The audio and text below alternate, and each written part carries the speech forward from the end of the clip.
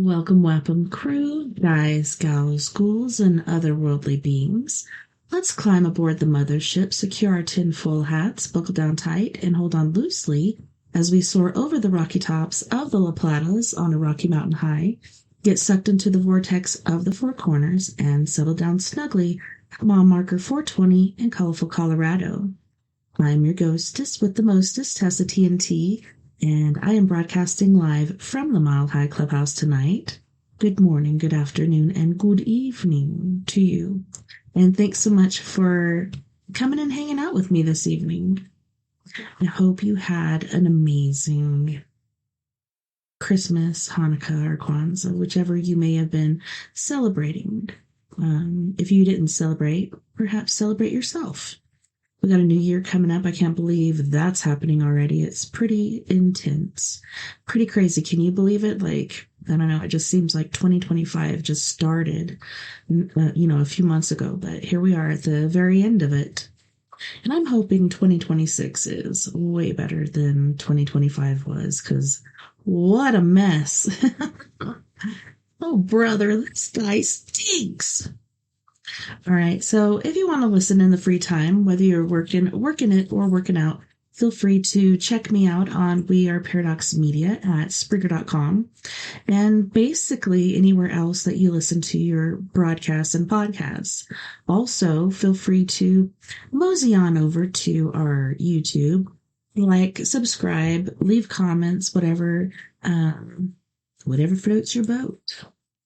Also, if you have a message for me or a guest or videos that you'd like me to share, just shoot them on over to weareparadoxmedia@gmail.com and I'll be sure to check it out. All right. So, what are we doing tonight? Trippy TikToks. Are you ready? I was looking at like craziest TikToks of 2025 and stuff like that, and there is some really awesome stuff in there, but there's also some ish that doesn't even, make sense. So, I don't know. I feel like AI is ruining everything.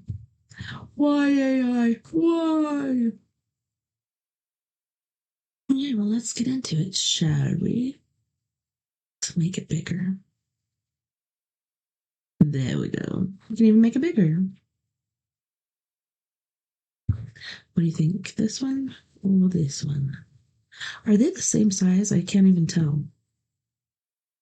I don't know. It's kind of like up here better though. All right. I feel like we need to make this one bigger. All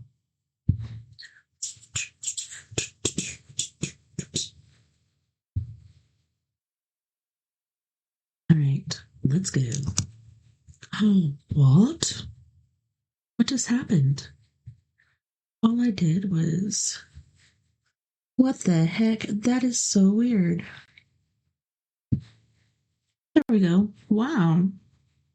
Wow. I've never had that happen before. All I did was press the space bar. Our own galaxy alone, which has 100 billion star systems, the same number of stars that we have as we have neurons in our brain, interestingly, that we're dealing with civilizations just in our own galaxy, which is one of billions, that are able to go through interstellar space.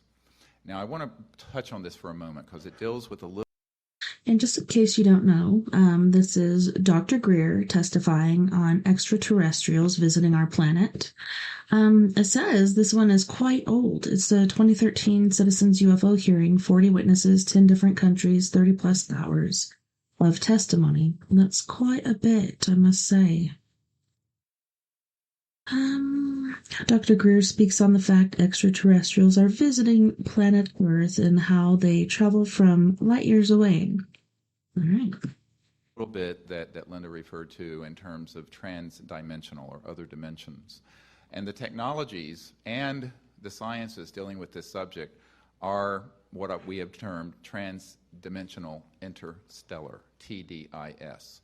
And this refers to very advanced sciences and technologies where there is a nexus between electromagnetism and the magnetic field, gravitational forces in three-dimensional space and time, and what Dr. John at Princeton in the engineering lab began to prove is the science of consciousness, which was actually an issue that I did talk a fair amount with Lawrence Rockefeller about. Now, a lot of people say, well, this gets into the deep end of the pool very quickly, and in fact it does. But I think that it's important to understand that if you're dealing with civilizations that have gotten here, and that's what we're dealing with, you're not dealing with something that can go just straight through space at the speed of light even, because the speed of light is too slow. And I remember when I was having dinner with CIA Director Woolsey and his wife, and actually the really most insightful question came from Dr. Woolsey, who at the time was Chief Operating Officer of the National Academy of Sciences. And she said, what I want to know is, how are these civilizations communicating across the vastness of space? Because your cell phone and radio waves are going at the speed of light. And I said, yes, that's just too slow. Speed of light is way too slow. And I had I had a gut check. I said, do I tell her the truth and lose all credibility as a scientist and a doctor? Or do I tell her something that sounds scientific, but that's really not true? And ever since then, I have vowed that if someone is intelligent enough to ask the question, I will provide the answer as truthfully as I can. So I turned to her and I said, well, Dr. Woolsey, it's like this. It turns out thinking is the best way to travel. And the speed of thought is not quantifiable. However, when you start getting into the new physics that have been done, where you have the ability to teleport across vast distances instantly, and this has been done with particles, but we're talking about civilizations that can do it with entire spacecraft and occupants. You're dealing with an entirely new physics. But their communication devices and their own innate abilities allow for thought-actuated events. And I know Dr. Wood may mention this, that he discovered when he was doing some work for old man McDonald of McDonnell Douglas, that he looked into some cases where in some meetings with these ETs involved a little box, and there was a direct thought communication, but it was also being facilitated through electronics. And this is something that we call technology-assisted consciousness and thought. And this is a very specific area of study that I've really devoted about 22 years to, which may be beyond the scope of this hearing. But I think that in terms of just bringing this issue around, there are so many aspects of it that are very exciting from the point of view of science, technology, and understanding the universe and ourselves. And also, who are we? And where did we come from? And how is it that we exist in this cosmos that is and I agree with Edgar Mitchell on this, that is a conscious quantum hologram that is awake and that we are all part of, and that mind itself is the ultimate final frontier, not space, but consciousness in mind. Now, I know that Lawrence Rockefeller was very interested in these things because I had conversations with him also. But one of the things that I found when I was working with these folks is that there's a saying in American business, everyone wants to be first to be second. And so in this case, there's so many people who have had an interest in this, but they want to hold back and not speak the whole truth about it. But I think we need to be able to liberate ourselves to speak the truth. And it involves many, many complex issues, part of which has been touched on in the last 15 or 20 minutes. One thing I also want to point out is that if we're being visited by advanced civilizations, and it's our assessment that certainly we are, who is handling that relationship? Do we cede that management to the military-industrial complex, and what are the consequences of doing so? Think about this very carefully. I remember doing a meeting with the Boutros-Ghali family, the UN Secretary General, his wife Leah Ghali, and we were talking about this. And Leah Ghali turned to me and she said, "Dr. Greer, we need you to do this now. We need you to do." I said, "I'm a country doctor in North Carolina rattling around in an emergency department. You're the head of the world." She says, "No, we can't. It's too dangerous for Boutros." I'm quoting. And then I remember talking to this wonderful senator, Claiborne Pell, who was mentioned earlier. And I was speaking with him, and I would never have gone to college if not for a Pell Grant, because I was very, very, very poor. Grew up in North Carolina, had no resources. Put myself through the last years of high school and college and med school, but I mean really poor. And most people don't know that, but what I found when I was talking to Senator Pell, who was chairman of the Foreign Relations Committee, and I was at a meeting with Edgar Mitchell and some other folks, and I looked at him, and he said, Dr. Greer, I have never been given any information on this, even though I have inquired through any official channels. And I said, yes, sir, what a shame, because you, the chairman of the Senate Foreign Relations Committee, have been denied the responsibility of dealing with the ultimate foreign relations issue. And I pointed to the stars above our heads. And he looked at me through those hornworm grasses and said, well, you know, Dr. Greer, you may be right. I said, well, I am. And I said, well, what a shame. So I think this is another dimension. There's the science and technology part of it, but there's the part of it about relationships. And we are not alone in the universe. And we need to have a situation on this planet where our higher nature, our better angels, folks like Senator Pell and others who would approach this in an enlightened way, could reach out and form what has begun to be discussed in the French government that I referred to earlier in this Ministry of Defense memo to me, a peaceful interplanetary, interstellar diplomatic initiative. Honestly, ladies and gentlemen, he flew 1,200 with the wind in his back into the inside of this planet. Okay, so for those that are listening and not watching, this is retired U.S. intelligence officer talks about Admiral Byrd's journey to inner Earth. And Rich51 is the one who shared it, just in case you want to check it out. Not a molten core. Far from it. Continental shells bigger than on the surface. Seas that were equal to ours. And he took 300 photographs and brought them back, and I tried to see them, and Franklin Birch, who was at the National Archives, would not let me in. Oh, I got in the cage, but I couldn't look at anything.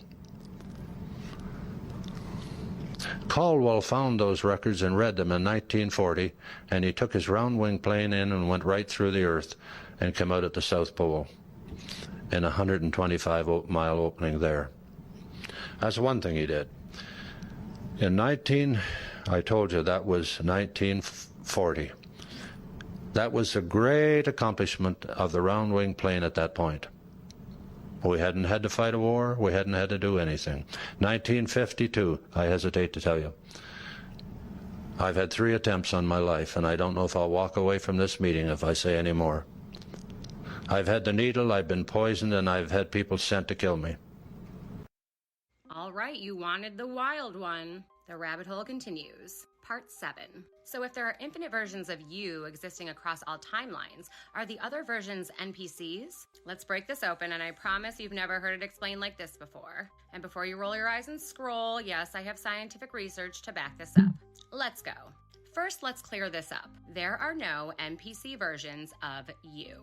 There are only less conscious versions, less upgraded versions, earlier software builds of the same soul. You're not competing with them, you're integrating with them. Let me explain. As we talked about in the last part, your oversoul runs all versions of you. The you now, the you that made different choices, parallel timeline you, higher density you, and the final version of you, future you.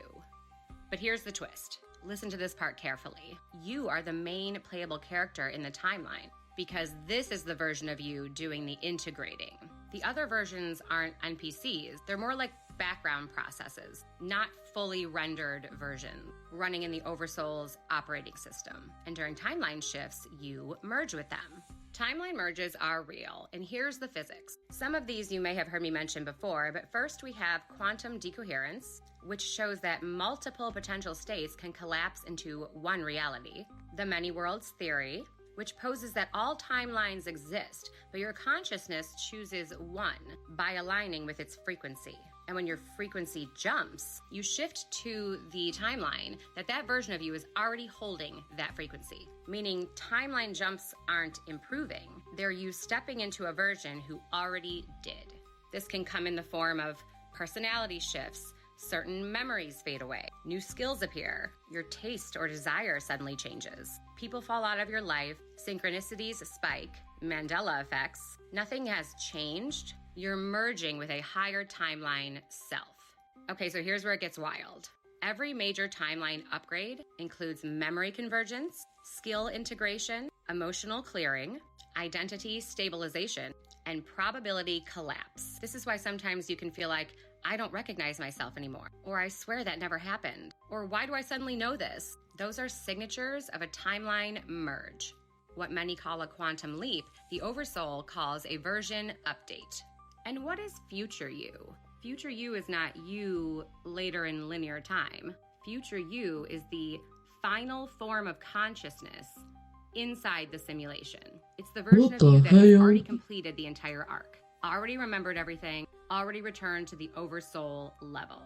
To you now in this body, future you can be a guide, an architect. Future you sends you intuitive nudges, downloads, synchronicities. It's the version of you aligning you with your purpose and pulling you towards your highest self.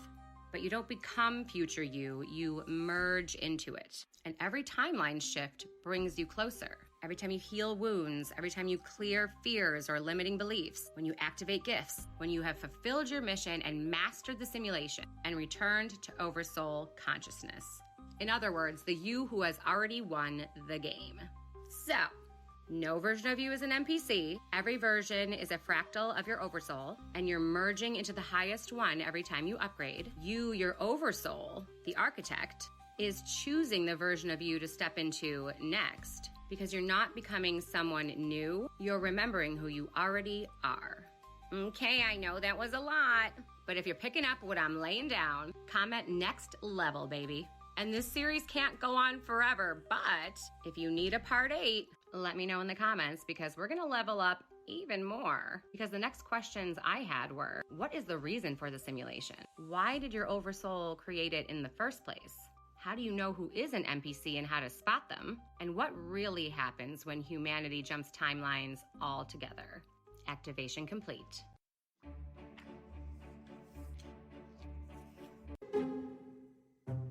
Oh my goodness, that cat is huge. In 1899, Frederick Spencer Oliver published a book called A Dweller on Two Planets, which tells an amazing story that was found written on ancient Hindu tablets. Over 1 million years ago, the Earth was ruled by two very advanced civilizations, the Atlanteans and the Lemurians, and both cultures had technology that far exceeds our own. Atlantis was the dominant culture, and for many years it was benevolent. But about 25,000 years ago, Atlantis became corrupt and wanted to rule all people on the Earth. Lemurians rejected this idea and wanted to be left alone. And after much internal conflict, Atlantis decided to go to war with the Lemurians. And for years, the two mighty civilizations deployed devastating nuclear weapons against each other. The explosions were so violent that they caused the Earth's tectonic plates to become unstable and the magnetic poles to shift. Finally, a massive flood tore across the planet and laid waste to both civilizations. In all, 60 million Lemurians died. Atlantis suffered severe losses as well. The few surviving Atlanteans evacuated to Agartha, an underground city that we'll be covering on this channel. The last remaining Lemurians fled to Mount Shasta and established a city called Telos. And if you're wondering who this is, if you're listening, this is the Y Files. WHY. Why? The Y Files. What's amazing is there's a Hawaiian legend that says the islands of Hawaii were once part of a vast continent called Mu, also known as Lemuria. And once J.C. Brown learned of these stories, he was convinced that he had found the lost civilization of Lemuria under Mount Shasta. So he decided, now 30 years later, it was time to go back to the mountain. This is how I'd learn AI in 2025. Watch this. It's 2025. Back in April of 2025, a UFO deflected a meteor from hitting Mexico City. If you missed it, look closely as the UFO appears and it seems to pull on the meteor and make it turn rather than going straight. In October 2024, It's pretty cool. UFO disarmed 2 Iraqi missiles headed towards Israel. Watch closely as the UFO seems to just hover there and waits, and disarms not only 1, but 2 Iraqi missiles. Wow, that's crazy. In 1985, aliens came down and they stopped the volcano from wreaking mass destruction. What? This volcano was one of the big ones. Would have been a lot of death. But as you see, the UFO came down and it put the volcano out. This is proof that aliens are here to protect us, not to destroy us, as some say. This ghost story will have you questioning reality. When I was in middle school, I was hanging out with my boy and we were watching SpongeBob SquarePants, and his mom came in the room and shut off the TV in horror. And I was like, yo, what's up with your mom? And he was like, she doesn't let me watch that show, man. And I was like, why? And he goes, you should ask her. Now, for reference, she is a religious person, not an overly religious person, but she's a religious person that has some off the beaten path views about spirituality, because she can see entities, she can see spirits, she can communicate with other people. Now, I'm not talking a woo-woo medium that has a sign out in her front yard, you come in, you do the whole thing. No, I'm talking about a woman, Free psychic readings, $50. that hides this unless you're in the know. She doesn't like talking about it, she knows it weirds people out, and she has some of the coolest stories on earth when you do get her comfortable enough to share what she sees, hears, and interacts with. So I asked, why can't we watch SpongeBob? And she said, I'm going to tell you why, but you are not going to believe me, and you're going to go back and tell your mom and dad and everybody else that I'm absolutely crazy. And I was like, I promised you, if you tell me, I will not say anything to anyone, I guess except TikTok 20 years later. So listen to this. So when my boy was little, okay, he was like 3 or 4 months old. He was a baby, and he slept peacefully. Like, he was a peacefully sleeping baby at night for the most part, except out of the blue, when he was about 3 or 4 months old, he started waking up screaming every morning at 3 a.m., right?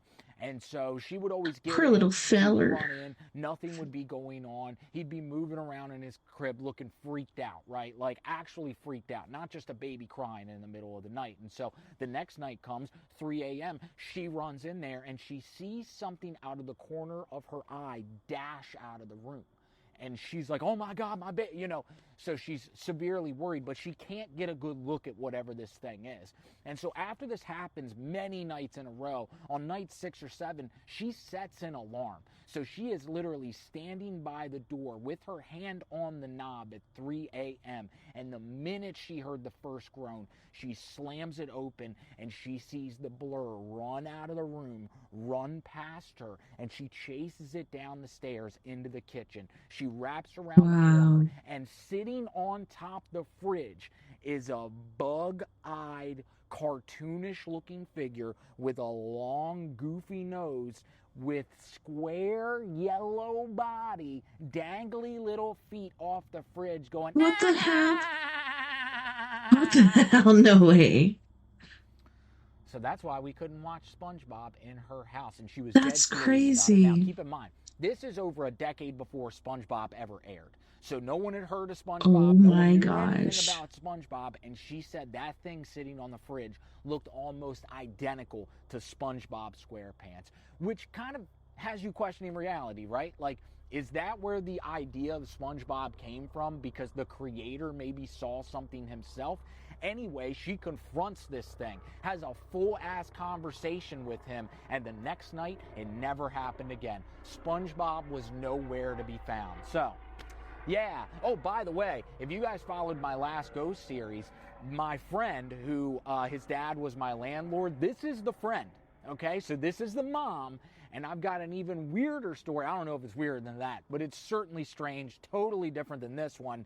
I'm going to tell you guys that one very soon, but it involves his mom and his dad. And the reason why his dad doesn't fuck with any of this stuff, and it'll paint a deeper picture as to why he really wasn't entertaining anything going on in our house, and why he was quick to dismiss any questions and get off the phone with me as soon as possible. So, anyway, see you guys tomorrow. Have a great night. Once you learn to vibrate correctly, your entire life shifts. Let me explain something most people get wrong about the law of attraction. It's not magic. It's not about thinking positively and hoping for the best.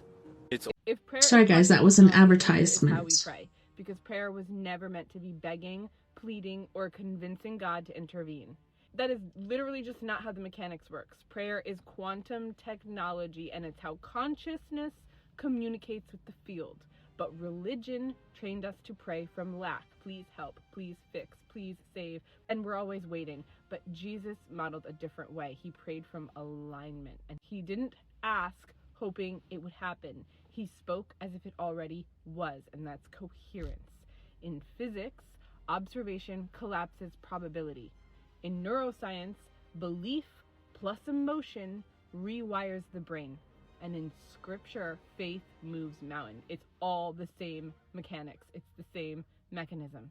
So prayer works when your body, your heart, and your mind agree on the reality that you're tuning into. You don't pray for something. You pray from the state where it already exists. Gratitude comes first because gratitude signals certainty. Calm comes before words because regulation stabilizes the signal, and prayer is not asking God to come to you. It's aligning yourself with the field that God already lives in. And once you understand that, then prayer will stop being repetitive and it starts being extremely effective, and your life will change from the inside out. So how do we pray? Let's break it down now. To pray for yourself, an old way may look like, God, please help me. I don't know what to do. I'm struggling. But the quantum way sounds like this. Thank you for already stabilizing my nervous system and guiding my next step. I choose to trust the clarity that's forming right now. I am open, receptive, and supported. This works because gratitude and trust collapses uncertainty and tuning into guidance instead of amplifying lack. How do you pray for someone else? The old way may sound like, please God, fix them. Please heal them. Please change them. But the quantum way sounds like, I hold this person in wholeness. I witness their highest timeline activating. May they feel supported, safe, and guided in exactly the way that they're ready to receive. And this works because you're not interfering or forcing outcomes. You're stabilizing a field of possibility around them. How to pray for money or abundance. An old way could sound like, God, please help me financially. I'm stressed out. I don't know how this will work. Quantum way sounds like, thank you for the flow already organizing itself around me. I am open to unexpected pathways, creative solutions, and aligned support. I trust the intelligence moving through my life. This works because you're removing urgency. Urgency collapses options, but trust expands pathways. How to pray for a partner or for love. An old way might sound like, God, please send me someone. I'm lonely. I need love. I need someone. Yeah. The quantum way would sound like, thank you for the connection that already matches my nervous system, my values, and my emotional safety. I am becoming the version of myself that reorganizes and receives aligned love with ease. This works because you shift from chasing a person to stabilizing the state that partnership requires. How to pray for direction or purpose. The old way might sound like, God, tell me what to do. I'm confused. But the quantum way sounds like, thank you for making the next step obvious. I don't need the whole path. I trust the clarity that's arriving in real time. And this works because clarity arrives in motion, not in pressure. How to pray when you don't know what to say. And this one is super important. The quantum prayer when you don't know what to say is, I don't have the words, but I'm present, I'm listening, and I trust what's unfolding. This works because presence itself is a very powerful signal. Prayer is not about convincing God. It's about aligning yourself with the reality you're ready to live in. And that is not religion, that's technology. Make sure to follow me so we can continue connecting the dots between science and spirituality and remembering the truth of our divinity and the power that we hold together. And also, I love you. So they put me in intensive care for the night and had all this equipment and tubes and stuff on me. And I don't know any of this. My wife hung in there. And at some point during that night, I left my body. And I found myself flying through this star-filled realm. Every time I tell this story, I just start smiling. because it all comes back. But yeah, I was flying through this star-filled realm, and there were all these magnificent stars, orbs all around me, and they were so welcoming, and it was like I was being paraded through, and I just, all I felt was everything a human ever wants to feel. Just acceptance and love and joy and being held. And all those things, all those negative things that we have about ourselves, they were gone. They were absolutely gone. Things like, anger and resentment or spite or jealousy. In my opinion, those emotions do not travel with us. They stay here. They're tools for us to learn from. So anyway, I was flying through this star-filled realm, feeling absolutely ecstatic, like a cosmic orgasm. And it wasn't just an explosion. That was a full-time vibe. That is what we come from. We get glimpses of it here when we score the winning touchdown, or we get that job we wanted, or get the girl, and all these victories, if you roll them all into one, times it by 1,000,000, that is your vibration.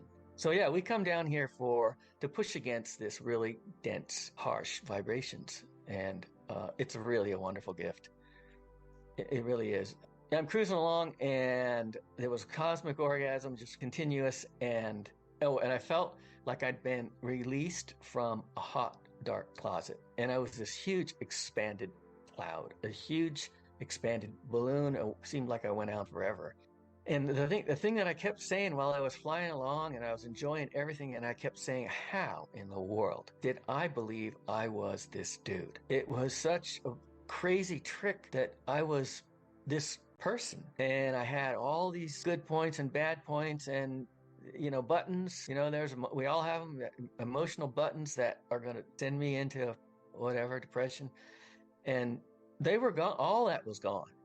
All that was gone, and that remained with the person that was Bill Letson. And I had full knowledge of Bill Letson's entire life and knew all the details, and I didn't want anything to do with it. And I like him. He's a good guy, but I didn't want anything to do with it. The thought of going back was out of the question. I was well aware that my body was behind, and it was like a banana peel. What are you going to do with a banana peel? Throw it away. And that's what it felt like. So I was flying along, and then all of a sudden I landed. I landed in a place that was solid. It had indirect lighting, and there were gurneys around, and there was equipment that was hanging from the ceiling. It was like a facility or a clinic or something. And right in front of me there were beings. There were these 3 short little hooded guys, and they looked exactly like those beings in the movie Communion. The guys I saw, they were in front of me. They had big smiles on their face, and they had these dark hoods and squatty little bodies. And one woman wrote to me, and she said, I was taken by these many times as a kid. And she goes, I called them the Warthog Men. The Warthog Men have come and taken me. And she said, when I saw that movie Communion, I dropped my popcorn. And says that they looked exactly like that. And I've gotten a number of Kind of emails looks from like people saying, Jabba the thank you Hutt. for doing this, because I thought it was just mine. So anyway, yeah, they look kind of, I don't know, creepy is the right word, but they look different. But for me, they were sweethearts. Uncanny. And they were saying things like, how was it? What did you learn? What can you tell us? And I was extremely confused. All of a sudden, I was in this place with these beings from a cartoon, basically.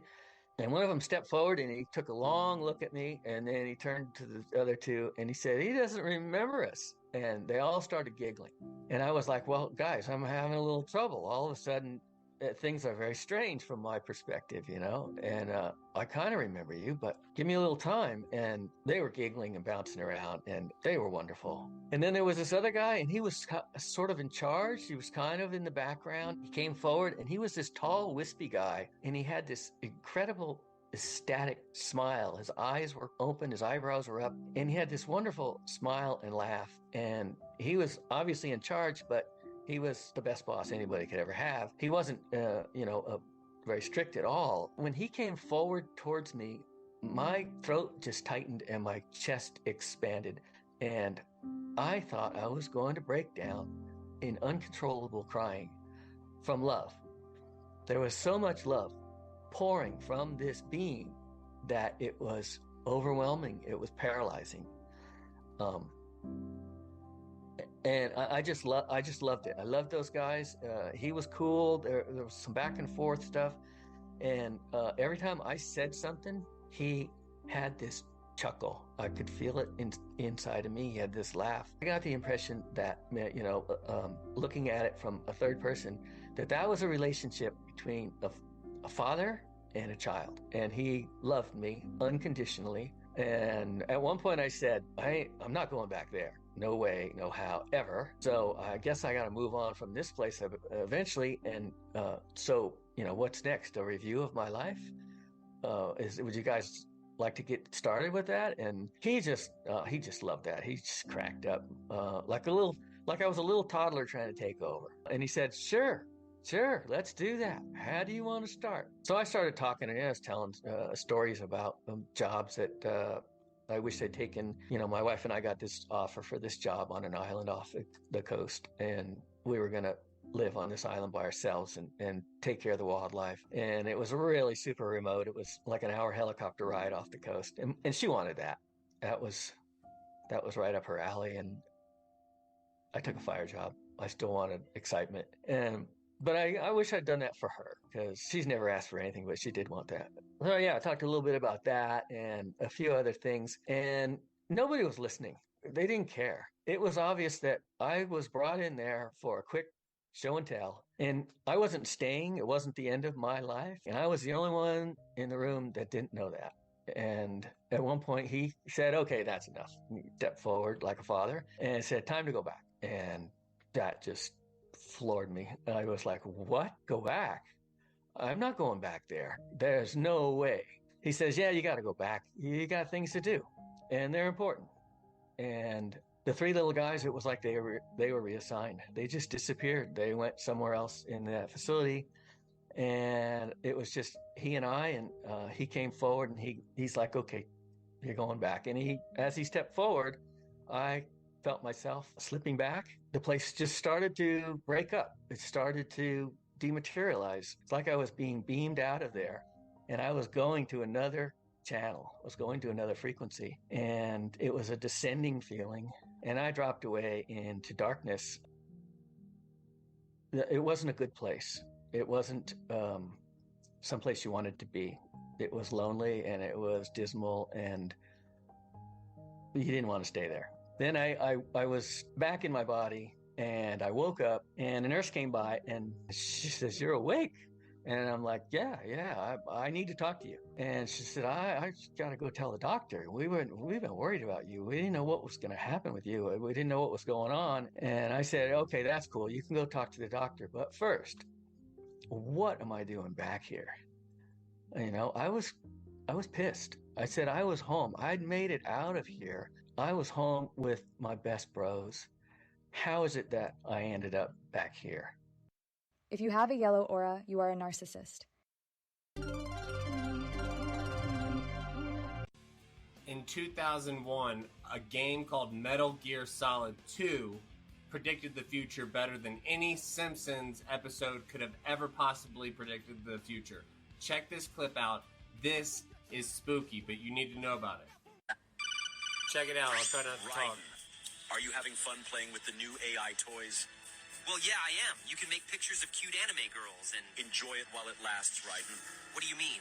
Did you really think that civilians would be granted unrestricted access to such powerful military weapons forever? Military weapons. Are you implying that this technology was created by the government? Of course it was. This AI technology has been used by the intelligence agencies to warp the public's perception of reality for years. All in the name of national security, of course. But why would they suddenly make the tech public and let everyone start using it? Why would we indeed, Raiden? What? What in the hell are you? Your question is irrelevant.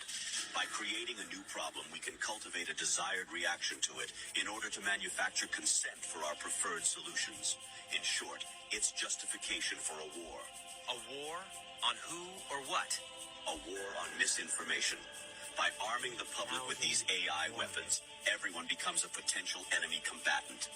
Then we will have justification for unprecedented security measures. It all comes down to confusion and identity, Raiden. Identity? Weird. Identity. This AI technology is Pandora's box. Pretty soon the internet will be mired in total illusion. Perfect AI speech, audio, and video synthesis will drown out reality. Then AI bots will flood social media. That's what's no happening one will now. be able to tell the difference between interacting with an AI machine or a real human online. Even telephone calls will become totally untrustworthy. That is when we will present our solution. Mandatory digital identity verification for all humans at all times.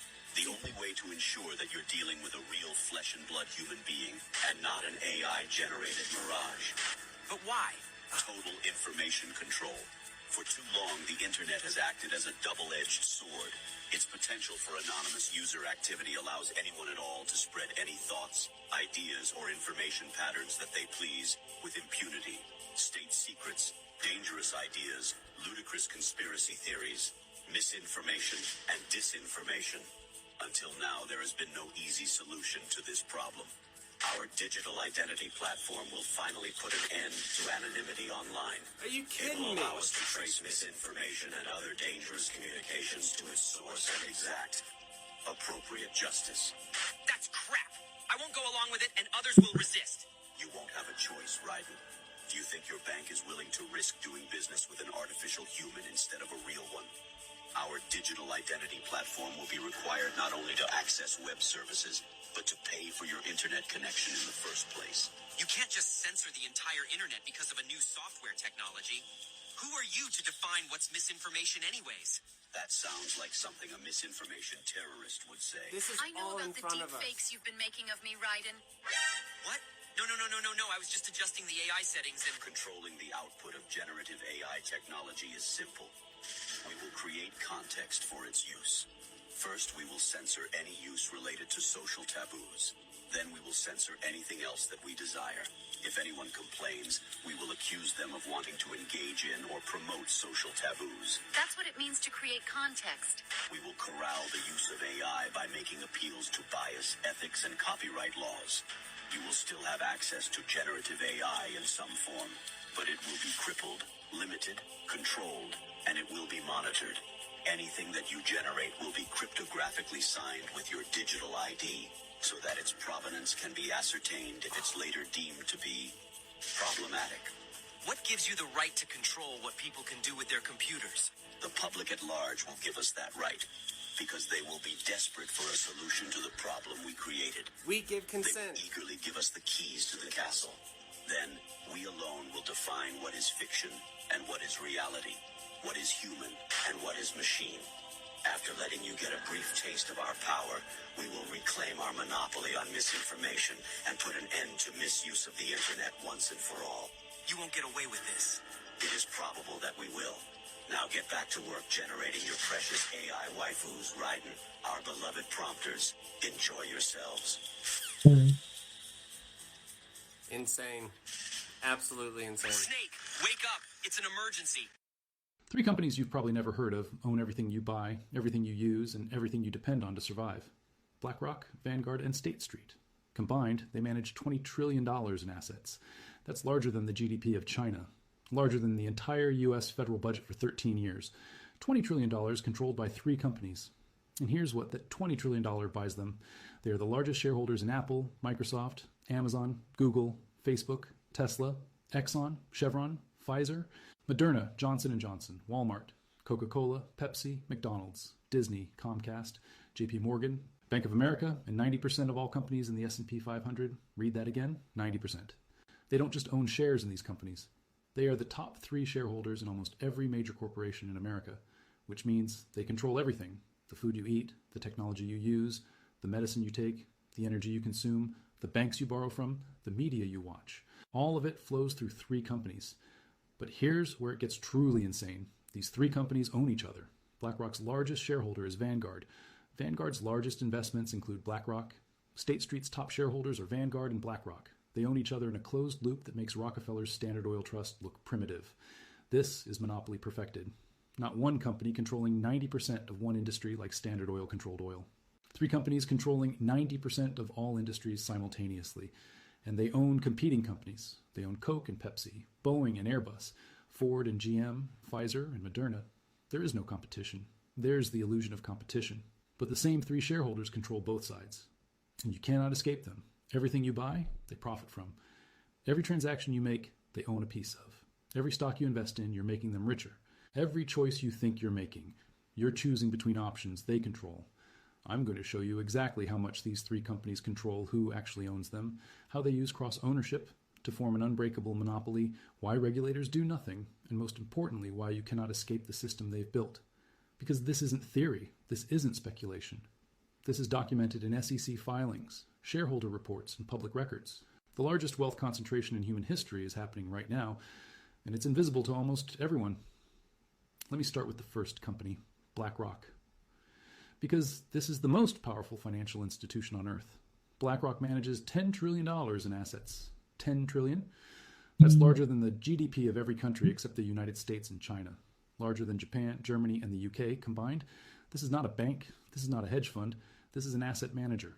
They manage money for pension funds, insurance companies, governments, and individuals through mutual funds and ETFs. BlackRock was founded in 1988 by Larry Fink. Fink was a bond trader at First Boston who got fired after losing $100 million in a bad interest rate bet. He started BlackRock with $5 million and a focus on risk management. The company's first product was a mortgage-backed securities analysis system. This was the foundation of what would become Aladdin. Aladdin is BlackRock's risk management system. It stands for Asset, Liability, Debt, and Derivative Investment Network. And here's what makes Aladdin terrifying. It doesn't just manage BlackRock's $10 trillion, it manages $21 trillion in total assets. Insurance companies, pension funds, central banks, sovereign wealth funds, they all use Aladdin to assess risk and manage portfolios. This means BlackRock's software controls the risk assessment for over $21 trillion in global assets. When Aladdin says an asset is risky, trillions in capital avoid it. When Aladdin says an asset is safe, trillions flow into it. BlackRock controls not just what to buy, but how risk itself is calculated. They are the operating system of modern finance. Now, let me show you what BlackRock owns. They are the largest shareholder in Apple, 7.6% ownership worth $238 billion Microsoft, 7.6% worth $251 billion Amazon, 6.2% worth $122 billion Alphabet, which is Google, 7.5% worth $142 billion. Tesla, 5.9% worth $48 billion. Meta, which is Facebook, 7.7% worth $78 billion. Nvidia, 7.7% worth $97 billion. That's $976 billion in just 7 tech companies. BlackRock controls nearly $1 trillion in big tech alone. But it's not just tech. In energy, ExxonMobil, 8.2% worth $38 billion. Chevron, 8.6% worth $18 billion. ConocoPhillips, 9.1% worth $13 billion. In pharmaceuticals, Pfizer, 8.4% worth $11 billion. Johnson & Johnson, 8.8% worth $38 billion. Merck, 7.9% worth $9 billion. Moderna, 5.3% worth $4 billion. In banking, JP Morgan Chase, 6. Tomorrow morning, we're starting trading with $20. If you don't want to level up by Christmas. We all know one of the most common places in the world to go missing and never get found is the U.S. national park systems, especially those national parks that have boulder fields.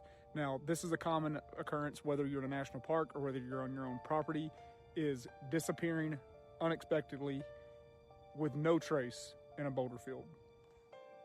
So the missing boulder field phenomenon was discussed pretty heavily in the Missing 411 documentary series.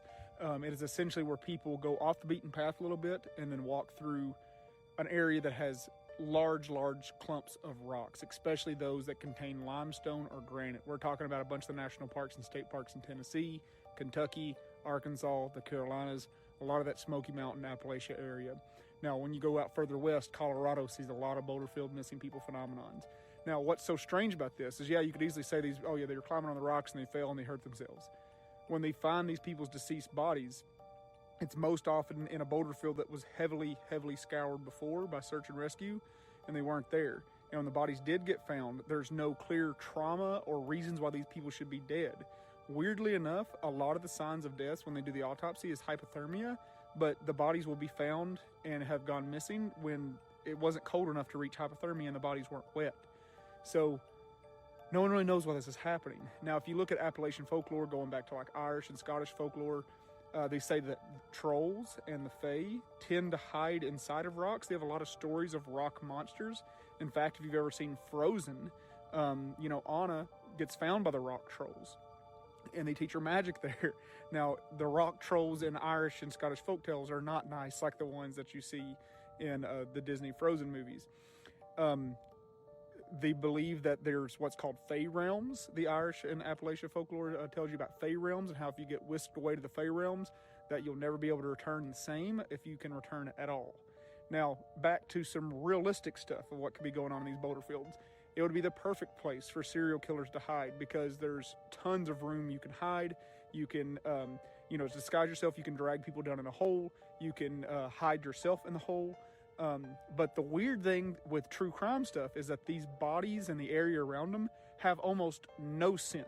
And that's something they still can't explain today. Like when they bring out the hounds, there's like no scent trails coming from the bodies or to the bodies. Meaning that the scent dogs don't pick up a trail of how that person even got there. And if somebody did something to them, how that person escaped and left. Weird thing that goes along with science with this too is when these people go missing and they're hiking around these boulder fields, there's random unexpected weather that no weatherman predicted. No one saw it on the radars. Just boom, it'd be like a severe thunderstorm or a flash flood, and then the person's missing. Now that could explain why they went missing in the first place. But then when they get found, weirdly enough, there's also those same severe unexpected storms, and it might be a week or months later, and then boom, all of a sudden the body was found. That goes back to the folklore of the Fey realms. Maybe that was the coming in and going out of those Fey realms and those portals. There's so many weird conspiracy theories about this, but what remains the same is that tons of people go missing in the national park systems with little to no explanations ever. Tons and tons of children, and this is really weird because the Fae supposedly love children or hate them based upon how you look at it. Tons of children talk about the fuzzy people that saved them while they were lost in the woods. And they don't mean fuzzy like they were hairy like a Bigfoot. They mean fuzzy like when you look at TV static. You hear tons of stories of kids that went missing and a blizzard happened and somehow they walked on foot 4 miles, and they're only 5 years old. And one kid did it without shoes on but didn't have frostbite. These are real accounts you could actually look up of kids that were found. And they talk about how they got assisted by these people and these things and these creatures. And it gives me chills out here in the dark talking about this. He keeps looking around. But it just makes you wonder, like, what's going on out there in the world and these boulder fields and all the mystery around them. The government of Peru has done a horrible thing. They classified transgender people as mentally ill. Awful. I hope nothing like that ever happens in America. So the man who accidentally left 300,000 guns for the Taliban is going to lecture us on gun control? If our government can fund 2 wars simultaneously, then they're taxing us way too much. Maybe it wasn't a good idea to force dumb people to go to college and then lower the standards for everyone so those dumb people can pass. Just so you know, if the government is allowed to break the law during emergencies, they're just going to keep creating emergencies. This is a serious question. How am I supposed to lose weight when the best part about life is food? It's true too. All right, you guys, on that note, we are going to go to our first music break. And on this break, we have King Sinan by Afra Nigeria. And he's going to be singing Fantastic as well as Ala Imo Alderella. And then we have Mr. Hosni Bronx, who is originally from Jamaica, but he also hails from the Bronx in New York with Dance as a Lion. Don't go anywhere. We'll be right back after this music break. We swap on the beat. Like no water bam bam. King Cinnamon. Oh shit, baddest. Take your bam bam anywhere you day. Play your bam bam, it is a Friday. Come on, let's ball, it is a holiday. Anything you want, baby, I will pay. Shake a bam bam anywhere you day. Play a bam bam, it is a Friday. Come on, let's go, it is a holiday. Anything you want, baby, I will pay. Fantastic. Baby girl, you romantic. Fantastic. Baby girl, you romantic.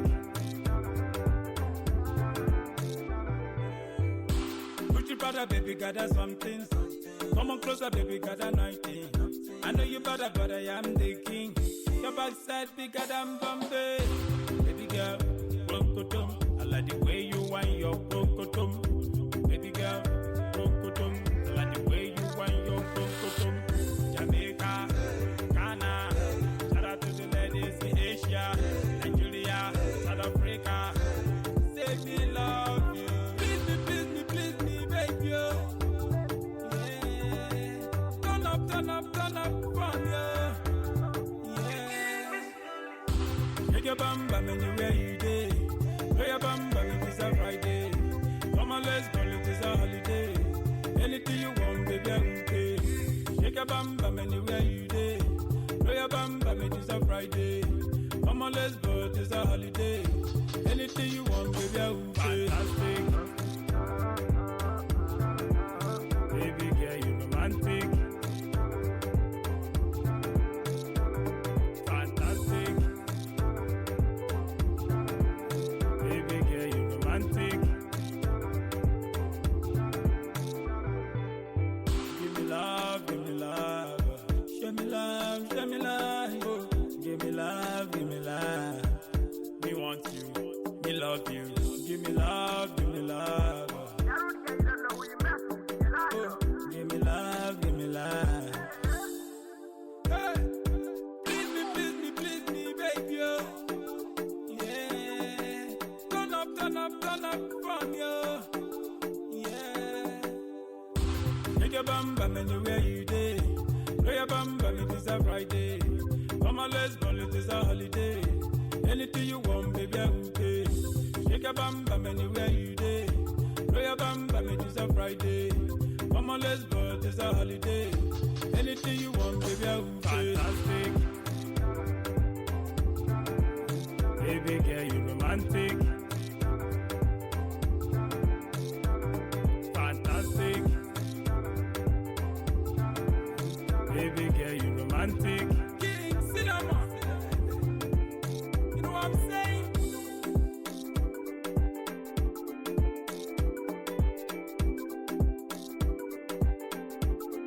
We spot on the mix. Lift it all.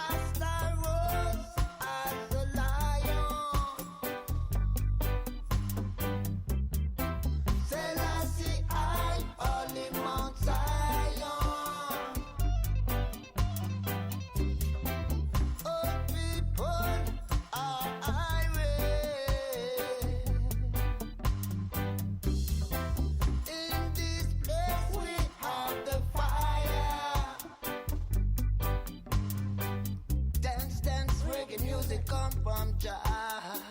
Dance, dance around this place, Rasta. Dance, dance, it's our chance to unite and chant the word. People in love, people in love, people in love, people in love. Yeah, humanity want to protect humanity. We have to save people from poverty. We don't want your frustration. We don't want your ambush Babylon.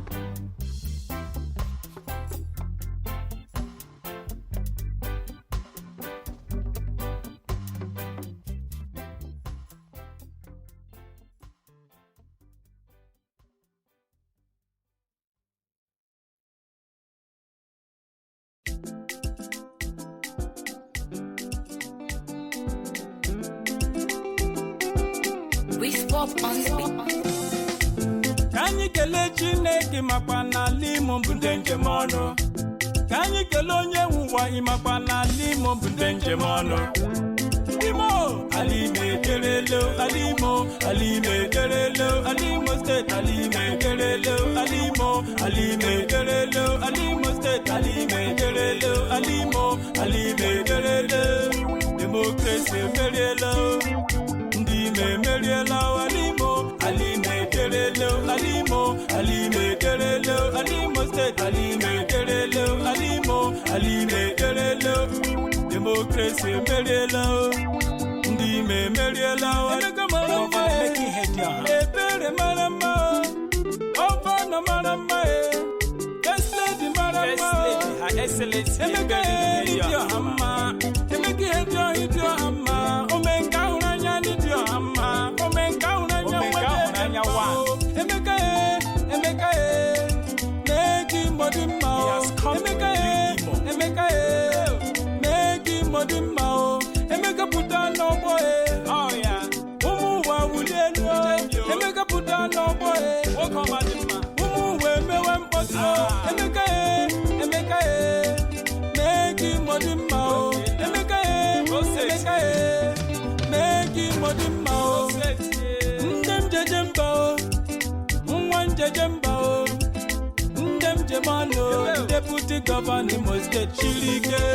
Gerard Ronna Karaka, Wokoma Dima, Porabo, Deputy Governor will Deregima, Alukuta Deregima, Alimo State Deregima, Ala Nigeria Maragima, Onya Jemono, Stanley Wamuche Karaka, Stanley Onya Babamba, President Good Life Foundation, Shirike, President General, Senate Group of Companies, President General. Financial matter karaka, alo were diregima, alambise diregima, alimo state diregima, ala Nigeria maragima, onyo jemono, Franklin Negi Shirike, Nebe Arabido Hotels, ABC Transport karaka, alo were diregima, alambise diregima, alimo state diregima, ala Nigeria maragima. Uchonya go chande, honorable Wokoma Dima, Onye Horo Nyakele Yao, Mawugi, Ginando to Gio, Mawunule, Njigari Chinala, Imo State, Mawugi, Ginando to Gio, Mawunule, Mirigari Zonala, Imo State, Alo were Deregima. Alo were Deregima, Alimo State Deregima, Ala Nigeria Maragima, the German, Orange Drugs Limited, Jisa Anthony Ifani Chukun to business and Ishirike, Ikenga the Chele, pride of his people, most outstanding one, Okoma Marama, Iborabo, Alo were Deregima. Alija to Deregima, Alimo State Deregima, Ala Nigeria Maragima, Honorable Jobagu Shirike, Honorable Bina Shirike, Jera Labosa Shirike, Tochuko Kereke Shirike, Oka Hube Shirike, Intina Benina Shirike, Onyamana destruction. Rock, welcome, madam, Ikaraka. Onye shiwole hebora ni. Detebu imarama. Welcome, the Jembo. Welcome, madam, Ikaraka. Quiz popule. Ibo felamo. Onyo malapito. Akana kompa. Ikaraka. Ezi wa mama. Mr. Ludwiliwa. Welcome, the Jemba. CEO Lisa Ventures. Ikaraka. Democracy, Merielo. Ndime Merielo.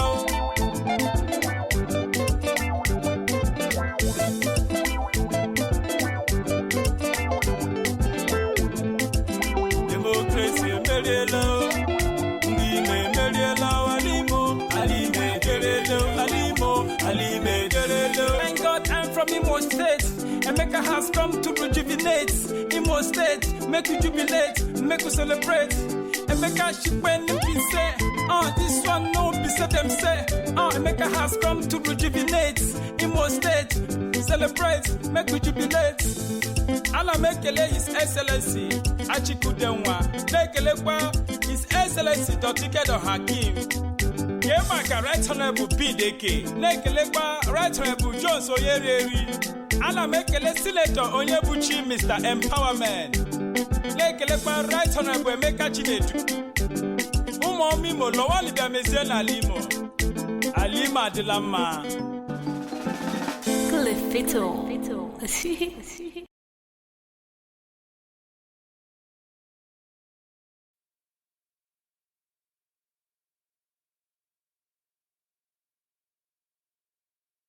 Welcome back, and thanks so much for hanging out with me tonight on We Are Paradox Media's Late Night in the Rockies. So we've been doing trippy TikToks with me, TessaTNT, and we're going to get right back into that. This is the comment I keep seeing. Oil. They don't care about Maduro. They want the oil. Oil is the goal. It's all about oil. Oil, oil, oil. Okay, so let's talk about that. Venezuela has the largest oil reserves on Earth. Its reserves are 13% bigger than Saudi Arabia's. But not all oil is the same. Saudi oil is light and easy to refine.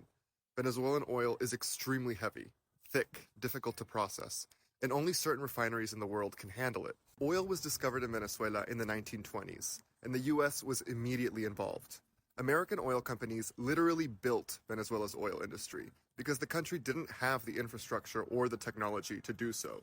At the time, Venezuela was a poor country with an agrarian economy.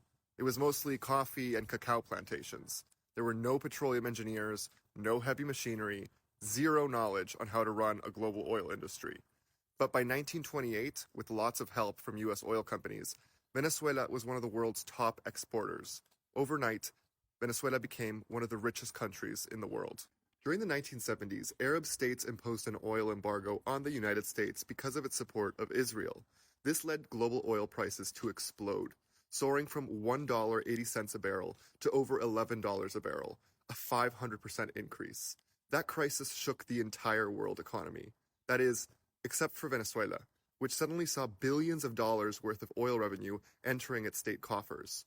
And right after that, in 1975, Venezuela nationalized its oil industry and created PDVSA, Petróleos de Venezuela, or Venezuelan Petroleum, the state-owned company that still exists today. But even after the nationalization of its oil industry, Venezuela still needed the U.S. Why? Because the U.S. Gulf Coast has huge refineries built specifically for heavy crude, the type of oil that sits under Venezuela. And this arrangement benefited both sides. Venezuela, a country roughly the size of Texas, doesn't have anywhere near the refining infrastructure needed to process hundreds of thousands of barrels of heavy crude oil per day. Venezuela's own refineries can only handle a fraction of what the country extracts, so U.S. refineries processed it. Venezuela got billions in revenue, and American companies profited from the refining operations. Everyone had a reason to keep the partnership going.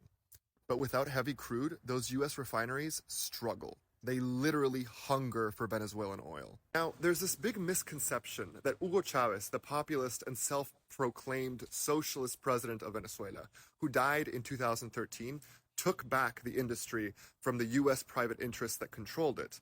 But that's simply not true. Chavez became hostile to the U.S. politically, yes, but he still depended on the U.S. market. Venezuelan oil continued flowing to American refineries, and Chavez took advantage of the largest oil boom in history, gaining access to billions of dollars in oil revenue. What Chavez did do was purge PDVSA, the state oil company. He fired thousands of expert workers and replaced them with loyalists. Corruption exploded, production collapsed, and the economy imploded. When Chavez died in 2013, he handpicked this man, Nicolás Maduro, as his successor. Maduro inherited a country that was collapsing economically and made it worse. Much worse. By 2017, 76 out of 84 PDVSA plants were paralyzed. Venezuela's oil production fell to 20% of its total capacity. Now, I can already hear you in the comments saying, that's because of sanctions. But no, not yet at least.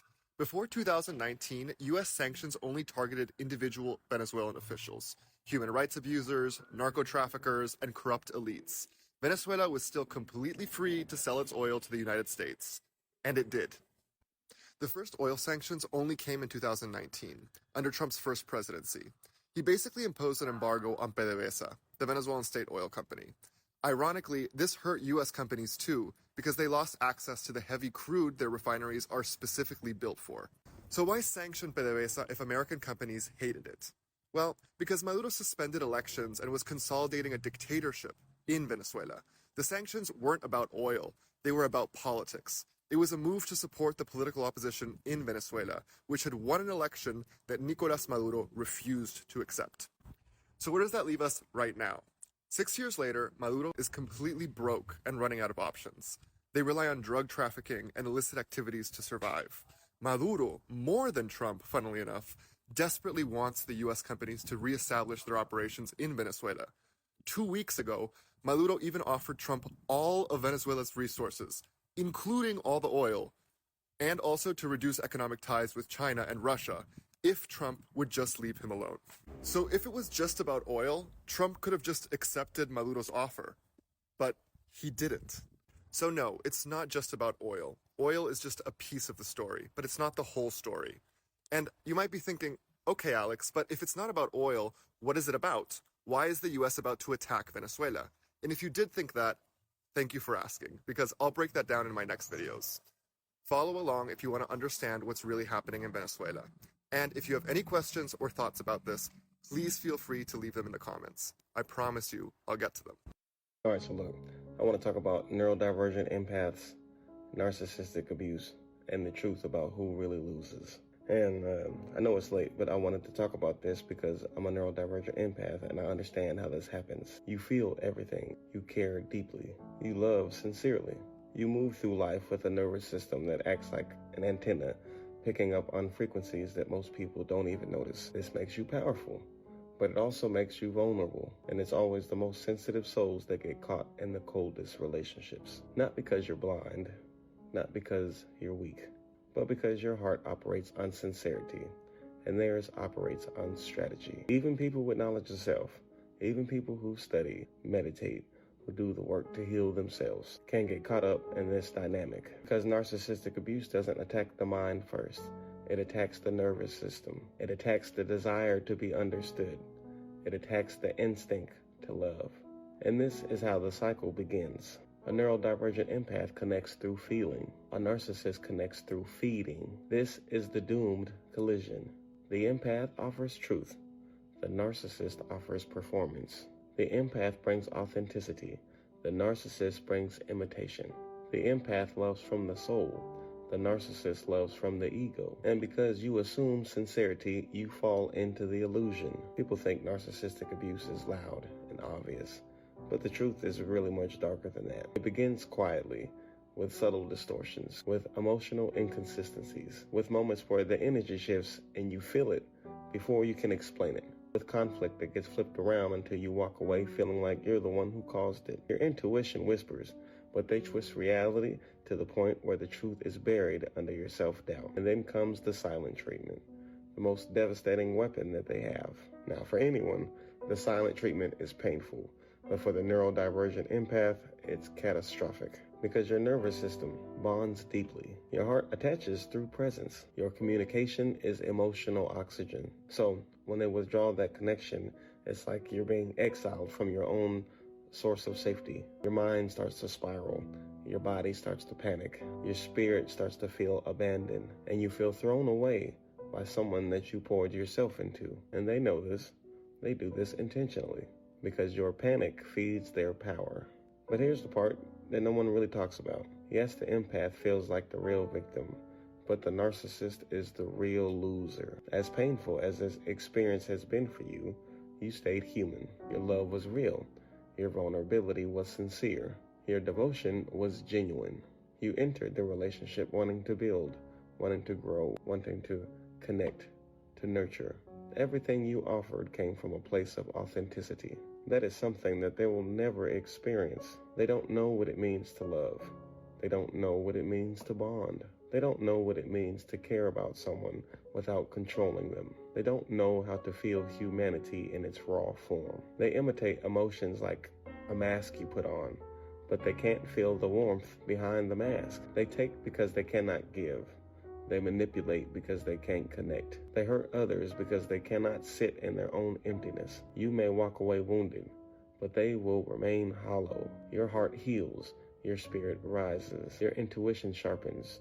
Your understanding deepens. Your emotional intelligence grows. Your capacity to love remains intact. But the narcissist, they stay trapped in their own spiritual starvation. They stay locked in a lifetime of superficial relationships. They repeat the same cycle with different people, never forming a real bond. They mimic connection, but never feel it. They crave admiration, but never experience intimacy. They manipulate others because they cannot manage their own emptiness. And that emptiness is eternal. You lose illusions, they lose life.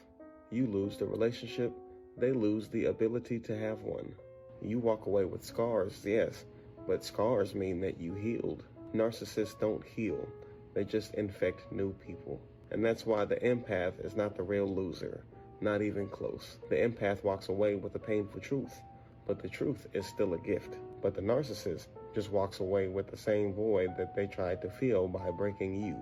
You were the only real thing in the relationship. So now, let me ask you, for anyone listening, are you a neurodivergent empath who has mistaken pain for passion? Are you loving someone who cannot love you back? Are you being emotionally starved by someone who only imitates affection but never provides it? Does their silence crush you while your absence means nothing to them?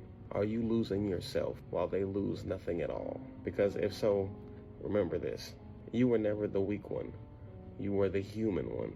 You were the sincere one. You were the one capable of love. You were the one capable of connection. You were the one carrying the soul in the relationship. And that makes you powerful, even in the moments where you feel broken. If you recognize this pattern in your life, then you already know what comes next. You cannot stay where your humanity is punished.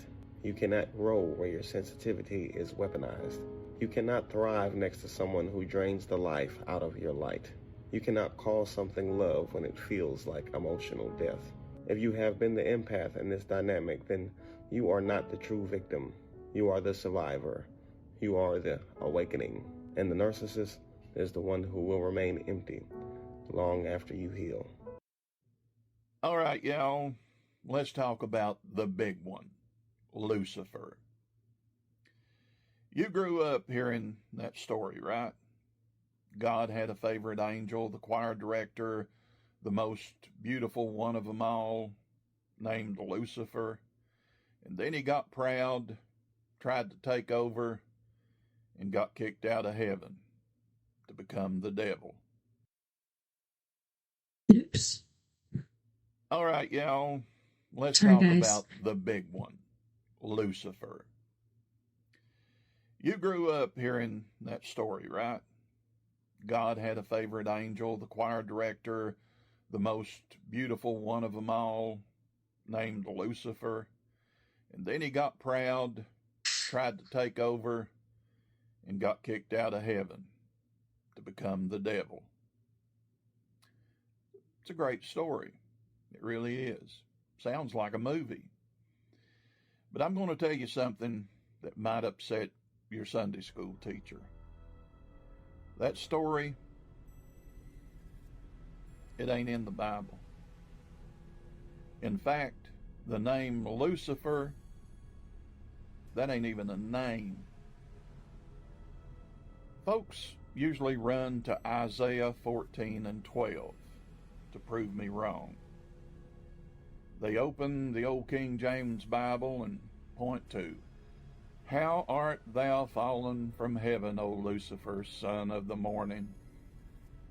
And they say, see, right there it is. But you got to stop and look at the context. Who's Isaiah talking to here? Is he talking to a spirit? Is he talking to Satan? Look back at verse 4. It says plain as day, "Take up this proverb against the king of Babylon." So if he's talking to a human king, a man who got too big for his britches, where did we get Lucifer? Well, it's a translation accident, plain and simple. The original Hebrew word here is Hillel, H-E-L-E-L. It means shining one or morning star. It's talking about the planet Venus. You know how the morning star rises bright when the darkness fades out and the sun starts coming up. That's what Isaiah was calling the king. He was saying, you shined bright for a minute, buddy, but you're going down. When Jerome translated the Bible into Latin, what we call the Vulgate, he used the Latin word for morning star. And that Latin word is Lucifer with a lower case. Wasn't a name. It was a description. It's like calling somebody bright eyes. But over hundreds of years, folks forgot that it was a word and started treating it like a proper name. And suddenly, a human king of Babylon got turned into a fallen angel named Lucifer. So if Isaiah 14 ain't about the devil, where'd the rest of the story come from? Where'd we get the war in heaven, the dragon tails sweeping the stars? We're going to get into that in the next one, because once you see how much of this was added later on, you can't unsee it. Wow. Stay with me. Never warm up your car before driving, especially in winter. If you own a car made after 2001, you need to hear this. Here's 5 habits that will make you poor. Buying overpriced coffee. Always needing the new iPhone. Forgetting to cancel those free trials. Not paying your credit card in full. Voting Democrat. I actually agree with these college kids that Palestinian children matter. I do, however, wonder if Palestinian children in their mother's womb matter as well. The only masculinity that's toxic is when a man thinks he's a woman. The same people who voted to fine you for not having health care want to give it to illegal aliens for free. The Florida News was reporting that a man disguised himself as a woman in order to steal a boat. Wait till I tell them about the man that disguised himself as a woman in order to steal a national championship in the women's freestyle. All the people that are yelling at me about eating meat that's pumped with hormones don't seem to care about children being pumped with hormones. Weird.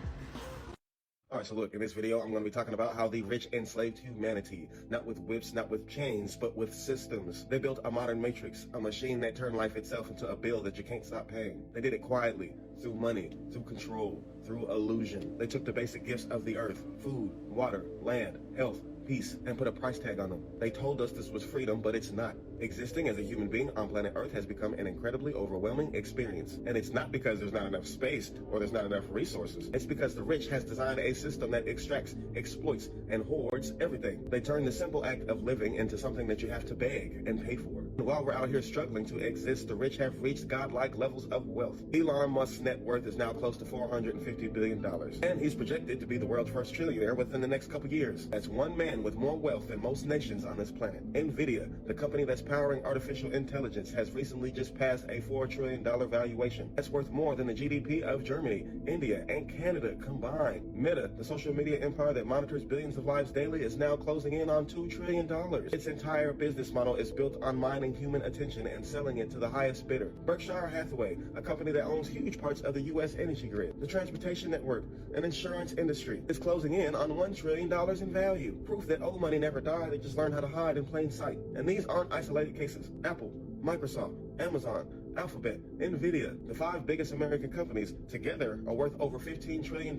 Now, to put that in perspective, the U.S. government's annual budget is $6 trillion. 5 companies could fund the government 2 times over and still have trillions left over. If those 5 companies returned even a fraction of what they extracted, you could end poverty overnight in America. That's not exaggeration. That's math. That's how much imbalance we're talking about. They could build a universal basic income system that guarantees that every man, woman, and child will have the means to eat, to live, to exist, and breathe without fear. They could erase homelessness, medical debt, and hunger entirely, and they still be richer than entire continents. But instead of doing that, they build rockets to Mars. They build AI to replace workers. They build data systems to watch and predict human behavior. They build walls of wealth so high that the rest of humanity becomes invisible to their view. While people skip meals, working double shifts, living paycheck to paycheck, these men make more money in a single day than most families see in an entire lifetime. They tell us we're broke. They tell us there's not enough, yet they're sitting on mountains of money so high that it blocks out the sky. They're not living in the same world. They're living off of it. But you can't understand a system like this without understanding the psychology behind it, because this level of greed didn't come from wisdom.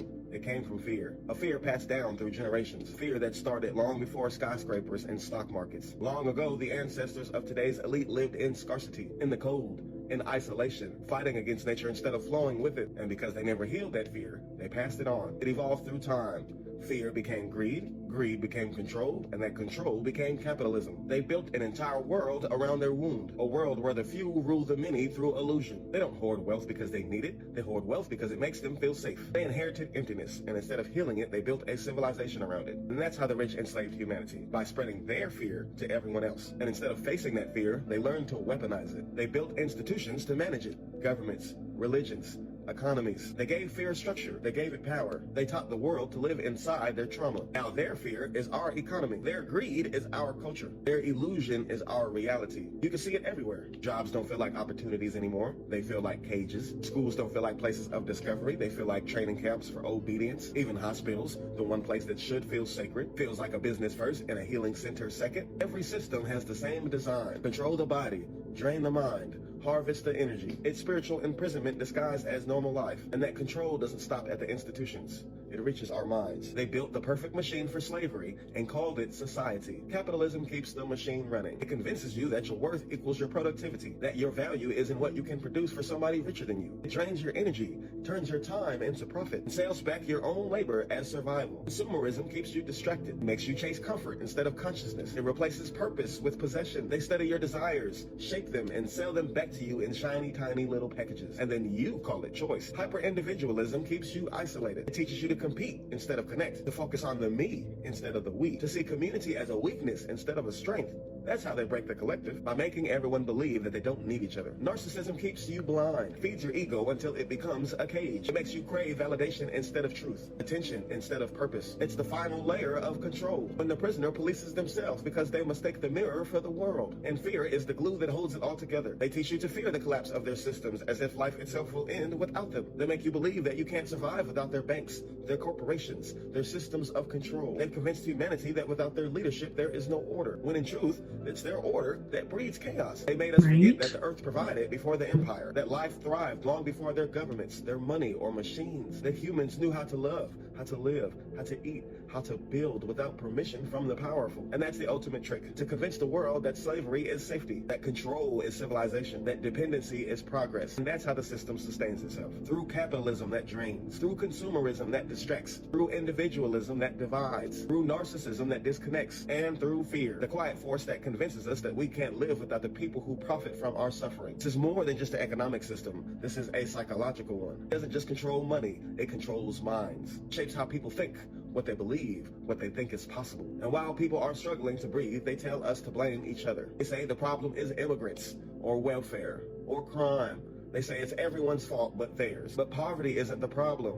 Greed is, because poverty doesn't exist in nature. It has to be created. It has to be maintained. We live on a planet overflowing with abundance. There's enough food to feed every person on planet Earth. Enough land for every family to have a home. Enough energy, water, and technology for every human to live comfortably. But they built walls around abundance and sold it back to us as survival. They turned nature into business and business into control. And they call that the economy. They call that the free market. But freedom doesn't charge rent. Freedom doesn't collect interest. Freedom doesn't demand your life in exchange for survival. Every system around you is designed to keep you chasing, paying, owing, and fearing. That's not freedom. That's a treadmill. That's enslavement with better marketing. They keep you tired so you can't think. They keep you distracted so you can't see. They keep you divided so you never unite. Because if people ever remembered who they are, then this whole matrix would collapse overnight. They don't need chains anymore. They have credit scores. They don't need slave ships. They have wage labor. They don't need overseers. They have algorithms. And that's how they enslaved humanity. Through comfort, convenience, fear, and control. But no illusion can last forever. Not even this one, because people are waking up and the spell is breaking. More and more of us are starting to realize that the power always came from the people and not the system. Money isn't wealth.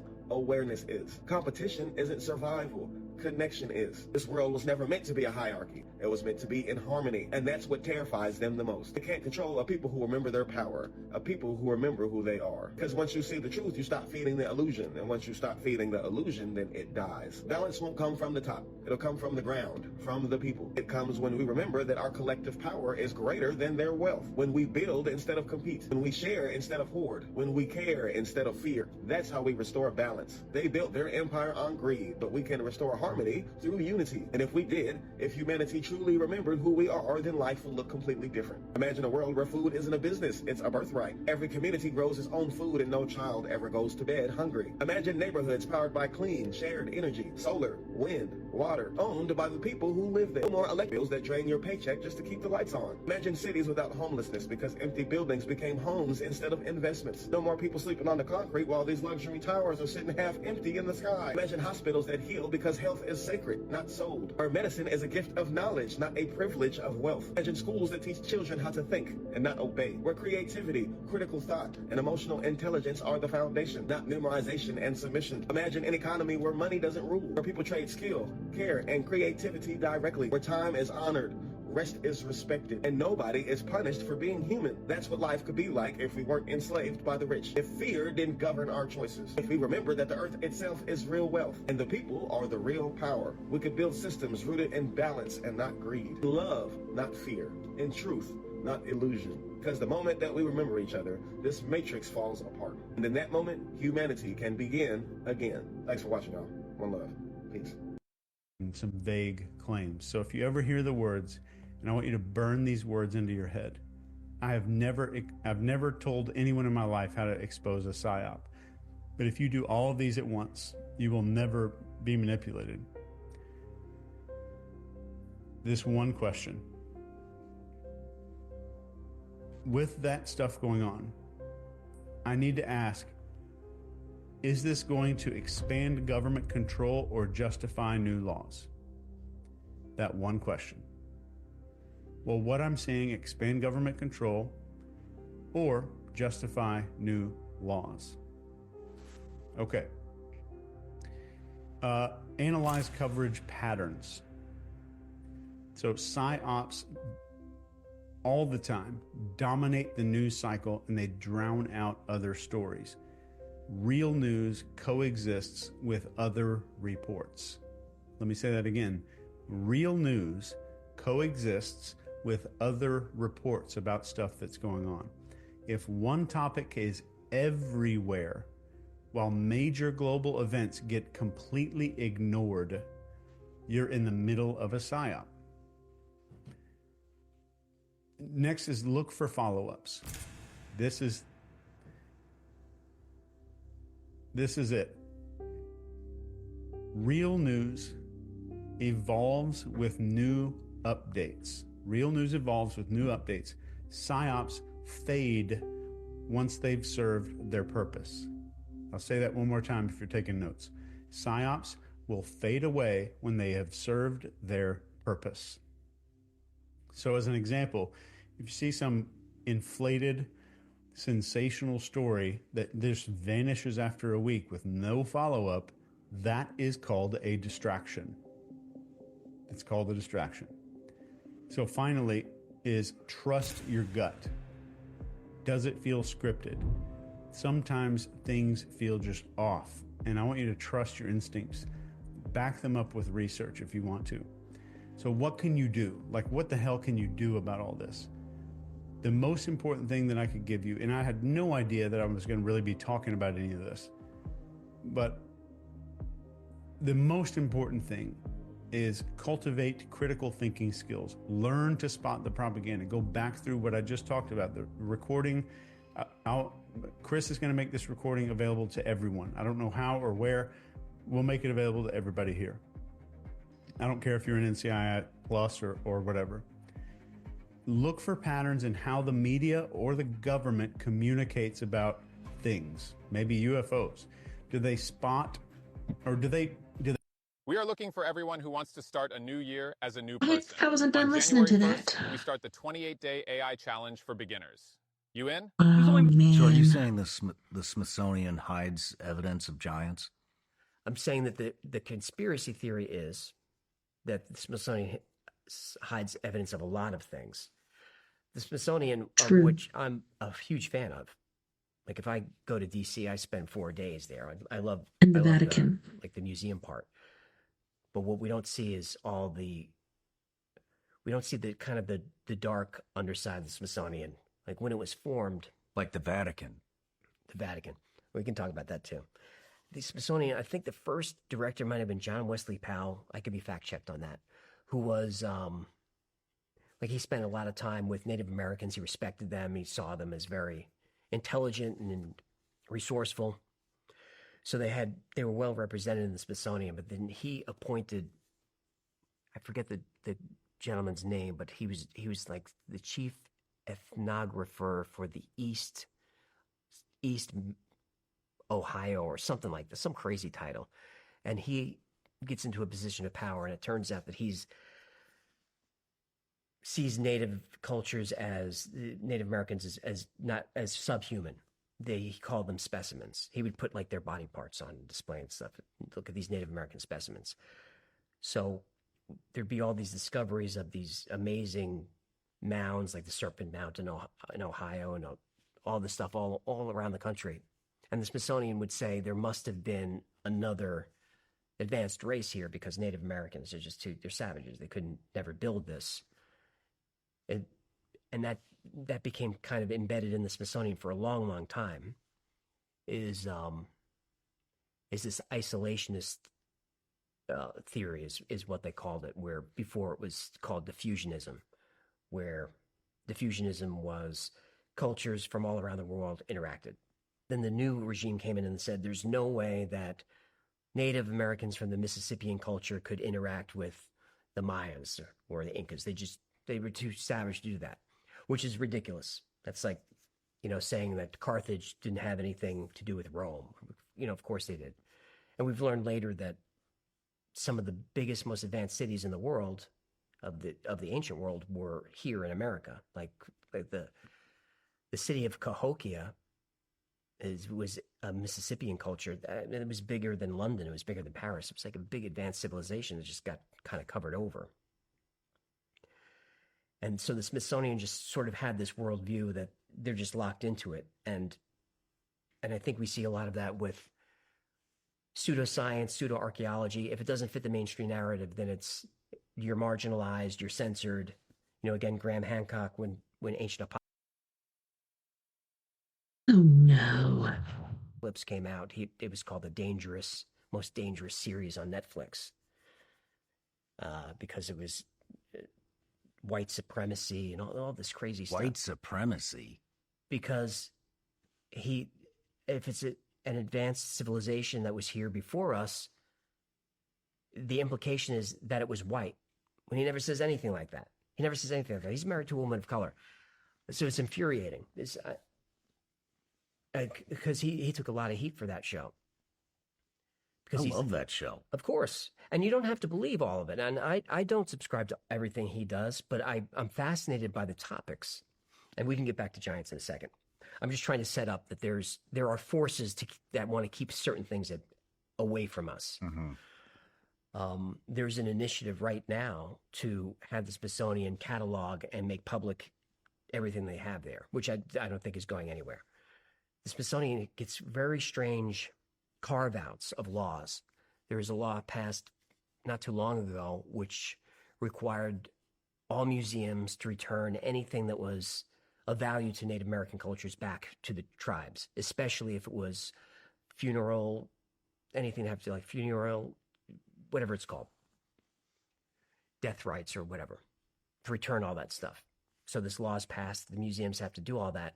But specifically it says in line after line, Smithsonian is exempt. Smithsonian doesn't count. Smithsonian doesn't have to do So anything. So they don't have to ridiculous. respond to any of it. So then we go back to Grand Canyon or the Giants, and we don't really know. It's hard to know what's true because there's over 1,000 reports in newspapers of these findings. But the mainstream narrative is it was giants were cool at the time. It was hoaxes, and it was just to make money. But it's just too many coincidences. And there's one giant story that's interesting because it overlaps several cultures, native cultures, where you've got in like the Mississippi Valley, they have these Indian myths about these giants that they're cannibals. So they're eating the people, and they get driven west by the tribes. They unite and drive them west into like Nevada and California, and they end up at what's known as Lovelock Cave.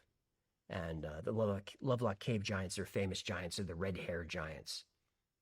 So the story goes that they're at war with all these tribes, and during the war, when the natives are falling, they're like eating them in the battlefield. So it unites the tribes, and they drive them into Lovelock Cave, and they seal the cave, and they set fire to the whole place. And an archaeologist goes in there and finds sandals that are like size 29 and these giant clothes that, like, I'm not making this part up. You can go see this. Like, why is there a sandal that's this size that are all found in the cave, and bones and red hair? All right, since y'all absolutely lost your minds over part 1 of the Book of Enoch, let's talk about the part nobody warned you about. The Nephilim, the giants.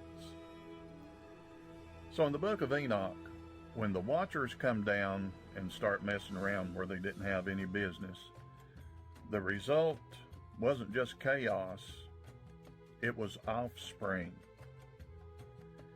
These beings were called the Nephilim, and no, that word don't mean people who were kind of tall. That's church cleanup language. In Hebrew, Nephilim comes from Nephal, meaning to fall, fallen ones.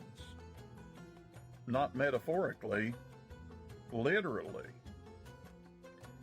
These giants weren't just big dudes wandering around the hills. Enoch describes them as violent, destructive, and completely out of balance. They devoured everything, crops, animals, and eventually humans. And here's the kicker nobody likes to talk about. Their existence is one of the reasons given for the flood. Yeah. God didn't flood the earth because people were sipping wine and partying. That's also why they cut down the giant trees. Too much. According to Enoch, creation itself had become corrupted. And before somebody says, well, that ain't in my Bible, Genesis 6 mentions the Nephilim too, just barely, like a footnote nobody wants to explain. It says, there were giants in the earth in those days, and also after that.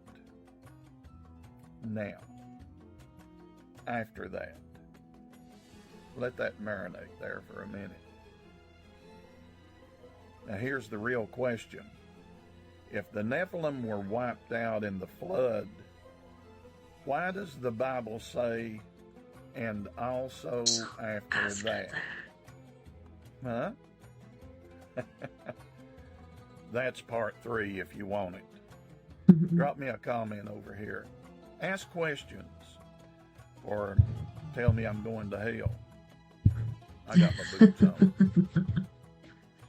If I die tomorrow, I would like everyone who suffers from forgetfulness, mental confusion, and memory lapses, including you, to know about this. Why doesn't anyone tell us that memory loss can be reversed without expensive medications or doctor visits?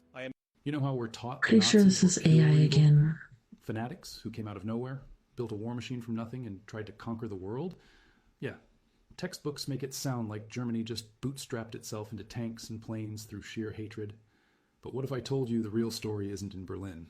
It's on Wall Street. A dozen American banks and corporations didn't just do business with Hitler. They built him, funded him, armed him, and kept the checks flowing even after American We've boys heard started this story dying. before And the kicker, on other some of them people got richer we're during the fighting war than against. before it. Stick around, because by the end, you'll see why your history teachers skipped this chapter, and why the same companies profiting from genocide are still running your world today. All right, let's rewind to 1933. Hitler just seized power. Germany's economy? Destroyed. The Treaty of Versailles crushed them with reparations. Hyperinflation in the 20s wiped out savings. Unemployment's at 30%. People are starving. The Reichsmark is worthless. And Hitler's promising to make Germany great again. But here's the thing nobody tells you. You can't build a military with speeches. You Make need steel, Germany you need great oil, again. You need cash, mountains of it. And Germany in 1933 has none of those things. So where did it come from? Picture this. Wall Street, 1920s. American banks are flush with cash. They've been lending to everyone, and especially Germany. Because even though Germany lost World War I, even though they owe billions in reparations, American banks see an opportunity. The Dawes Plan, 1924. J.P. Morgan, Dillon Reed, Chase National Bank, they restructured German debt. They floated bonds. And they made Germany dependent on American capital. Over $475 million flowed from the U.S. to Germany between 1924 and 1931. That's over $8 billion today. Not charity.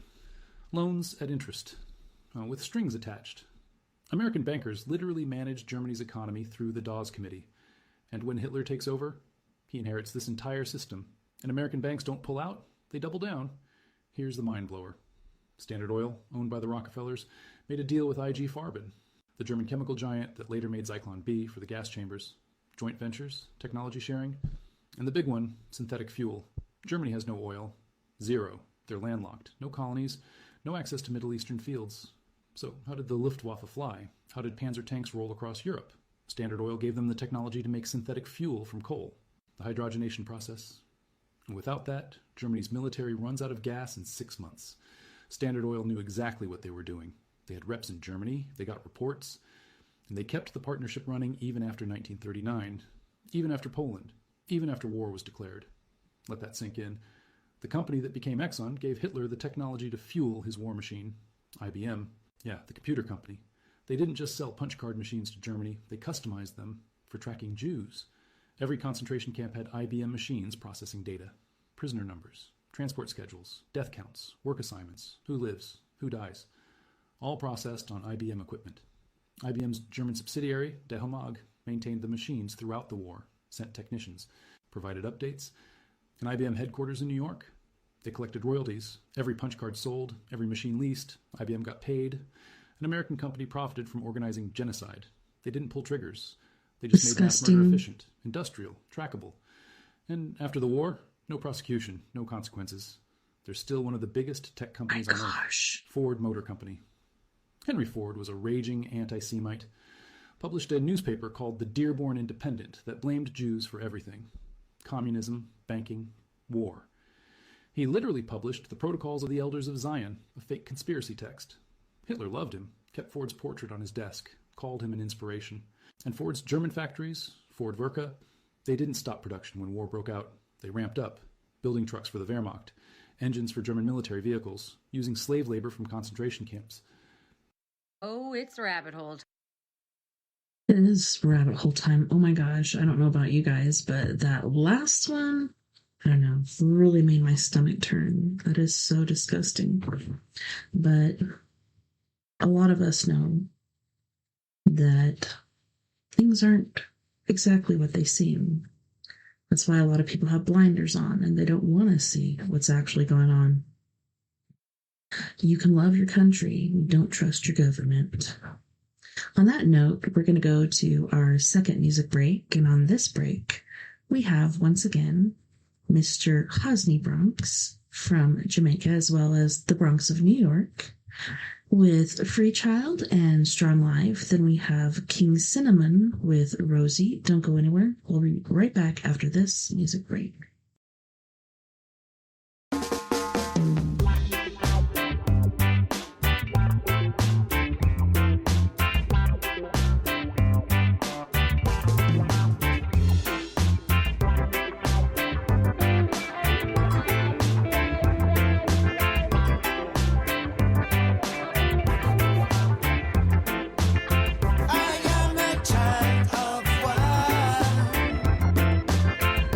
This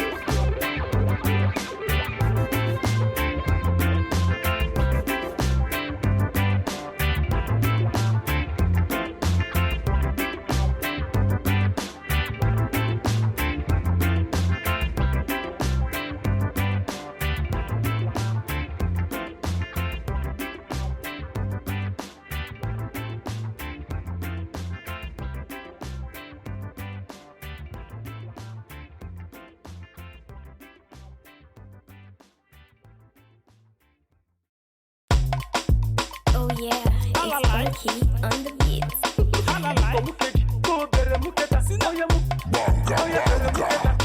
Suck my boost, you got my body loose. Anytime you talk me, you got me confused. Suck my boost, you got my body loose. Anytime you talk me, you got me confused. Cinnamon, cinnamon, do it softly. I said you wine your body, eat the sweetie, sweetie. Make it rock my body, I am feeling horny. Make it touch my body, I am feeling sweetie. Suck my boost, you got my body loose. Anytime you talk me, you got me confused. Suck my boost, you got my body loose. Anytime you talk me, you got me confused. All my men, they wear out. All my guys, they wear out.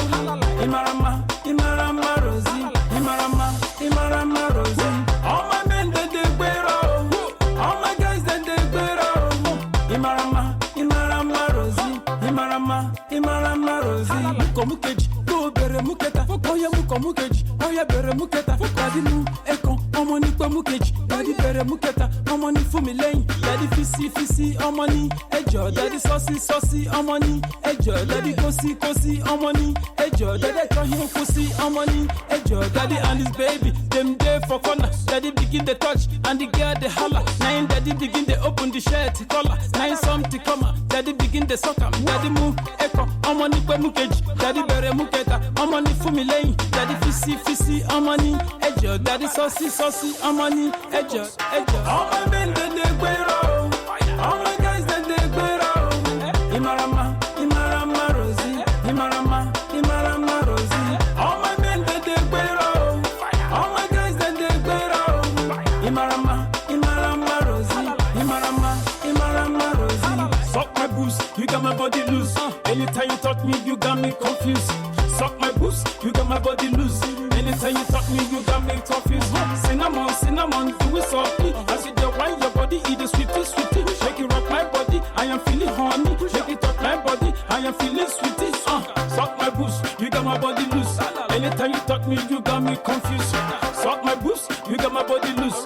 Anytime you talk me, you got me confused. Fisi, amani, ejo. Daddy saucy, amani, ejo. Daddy kosi, amani, ejo. Daddy kahin kosi, amani, ejo. Daddy contact, amani, ejo. Daddy comfort, daddy consist, amani, ejo. Daddy can eat, daddy 120, amani, ejo. Daddy 18, daddy 240, amani, ejo. Daddy 360, daddy and the baby, them there for corner. Begin the touch and the girl the holla. Daddy begin the open the shirt collar. I come to come, daddy begin the sucker. Daddy move echo, amani kwa mukeji. Daddy bere muketa, amani fumi lẹ́yìn. Daddy fisi, amani ejo. Daddy saucy, amani ejo. All my men they wear out. All my guys they wear out. Imarama, Oh yeah, it's funky on the beat.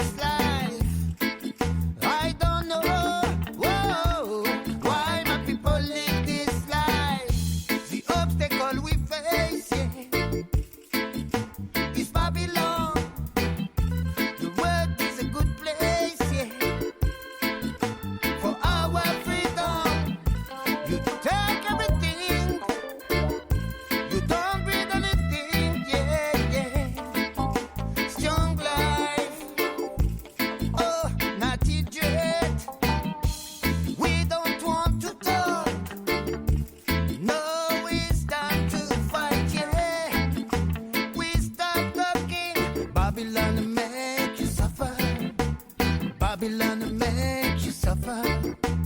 Babylon make you suffer. Babylon make you suffer. Babylon make you What the desire, young life. We are ready to fight. Hard life for my people. I don't know why my people live this life. I don't know why my people live this life.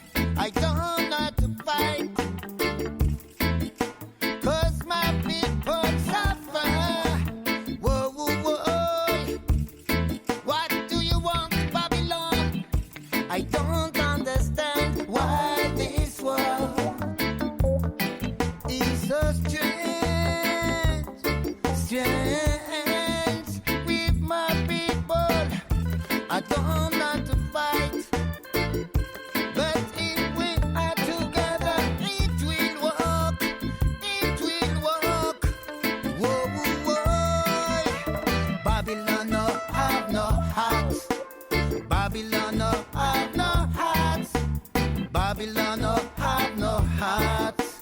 Babylon no have no heart. My people, you have to survive. Yeah.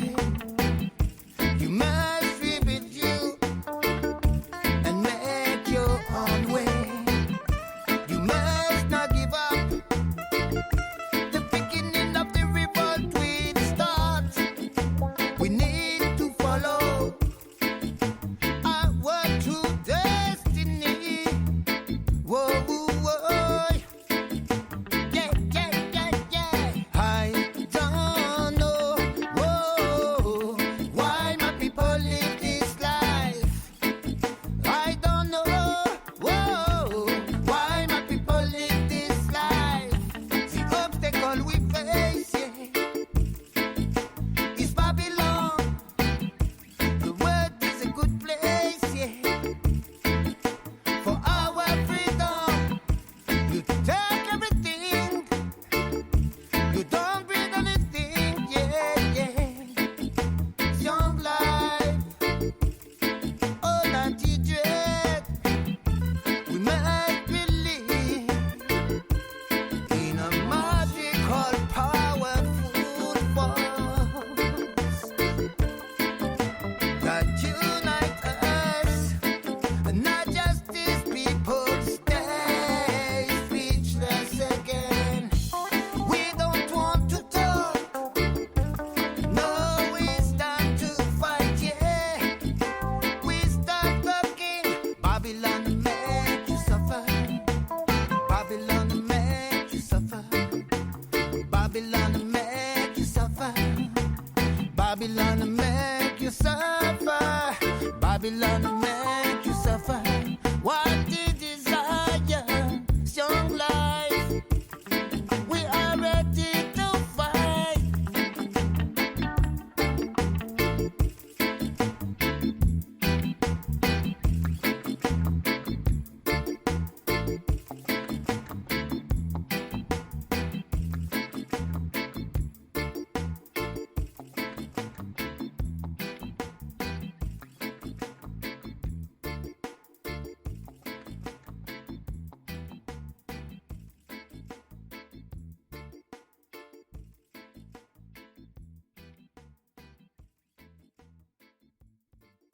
Welcome back, and thanks so much for hanging out with me tonight on We Are Paradox Media's Late Night in the Rockies. So, yeah, for some apparent reason, my camera has gone off course. I even checked the settings, and it's not showing up, and the light's off, and I'll try to get it fixed. But until I do, let's go ahead and get on with the show, shall we? Told you there's a 5-second miracle that can unlock incredible peace and power in your life. And it's not what you think. Here it is. Take 100% responsibility for everything that happens in your life. No exceptions. Okay. No conditions. I know your mind's probably just went, But what about that drunk driver out there? How's that my fault? And that's okay. That resistance, it's normal. But when you commit to just being open to the idea that you somehow, on some level, called it forth, that the universe is always doing things for you, not to you, something profound shifts within you. Yeshua said the kingdom of God is within. This isn't about blame. It's about realizing your immense creative power. When you stop resisting what is and start owning your internal world, you tap into a deep certainty that everything is always ultimately fine. That's where true peace lives. Now, this ain't easy, but it's liberating. Comment peace over here if you're brave enough to step into this miracle. And don't forget to like and share this with somebody that needs to hear it. Did you know that I can't wait to try it. This big scary box that lives in Zach Bagans' haunted museum in Las Vegas and causes death and destruction to all who open it is actually just one big hoax? Well, let's get into it. I did the full version of this story on my podcast, Real Life Ghost Stories, but let's do the TLDR version here. The world found out about the Dybbuk box through an eBay listing from a man called Kevin Mannis in 2001. The story goes that Kevin had bought this wine box from a yard sale of a recently deceased Holocaust survivor who had fled Nazi-occupied Poland, ended up in Spain, and then came to the US. The wine cabinet was one of only 3 items that she brought with her. So after he had purchased the box, the granddaughter of this woman said, "Oh, you bought the Dybbuk box. Now that contains a Dybbuk, which is an evil, restless spirit in Jewish folklore, and you must always keep the box closed." Naturally, Kevin almost immediately opened the box, and guess what? Bad things started happening. Now, inside the Dybbuk box, there were 2 US wheat pennies dating to 1925 and 1928, 2 locks of hair, a dried rosebud, a 4-legged candlestick, a golden wine cup, and a granite sculpture inscribed with the Hebrew word shalom. The Shema, which is a prayer considered one of the most important in Judaism, was carved into the back of the cabinet. Kevin gifts the evil cursed box to his mother, somebody called Freud, who opens it, feels an evil breeze, and immediately has a stroke. So over the course of 2 years, and she made him take it out. In relation to this box, the doors are found open numerous times. Weird smells emanate from it, like cat urine and jasmine. Mannis and his family all start having the same reoccurring nightmare of a hag-type woman. There were allegedly 2 suicides that were associated with the box, and then weirdly, Kevin decides, do you know what I'm going to do? Give it to my girlfriend. Again, why are you giving this haunted, cursed box that is killing people to the women in your life? She promptly gave it back because that's weird. She's seen shadow figures around her house. Cue Kevin Mannis writing a really detailed description and selling the box on eBay. The box is bought by a man called Jason Haxton, who goes on to write a book about his weird experiences with the box, which include bleeding from the eyes and seeing an old hag-type woman. So Haxton writes his book. Bleeding from the eyes? Made about the Dybbuk box. Now fast forward to 2016 and the Dybbuk box is bought by none other than my favourite person, Zach Bagans, who opens it in 2020 with, bizarrely, Post Malone in the room. Over the next couple of months, Post Malone's private jet was forced to make an emergency landing. His house was broken into. Didn't he get in a car wreck? Yeah. He blamed the Dybbuk box for those things. Now, the Dybbuk box is still on display in Zach Bagans' museum. Now, I personally don't support gratuitous displays of photographs of crime scenes of modern-day victims of murder. So I don't recommend going. And here's the other thing. In 2021, Kevin Mannis, the original owner of the Dybbuk box, admitted that his eBay listing was just an exercise in creative writing. Kevin Mannis had a background in creative writing and a background in advertising.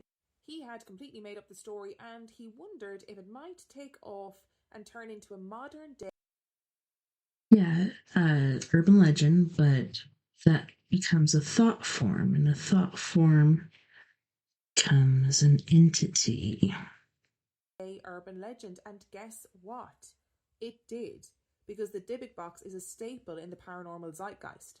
Now, this posed a problem for Jason Haxton, who had ended up buying the box and had written a whole book about all the awful things that befell him when he bought the box, and he subsequently sold the box to Zach Bagans for an undisclosed amount of money, who also said that loads of weird things had happened since he owned the box. So what were they now going to do? Well, Haxton said that yes, the original story may have been made up, but Kevin Mannis definitely put a curse on the box, and that's why it was so haunted.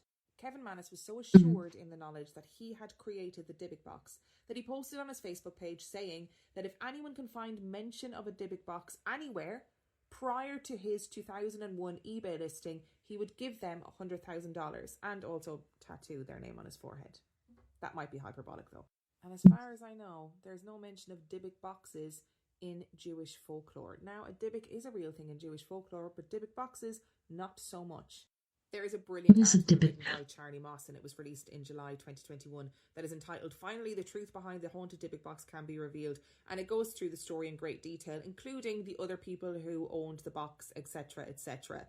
And look, fundamentally, this is a story about a couple of guys who apparently don't know each other, who both saw the chance to make money from a great story.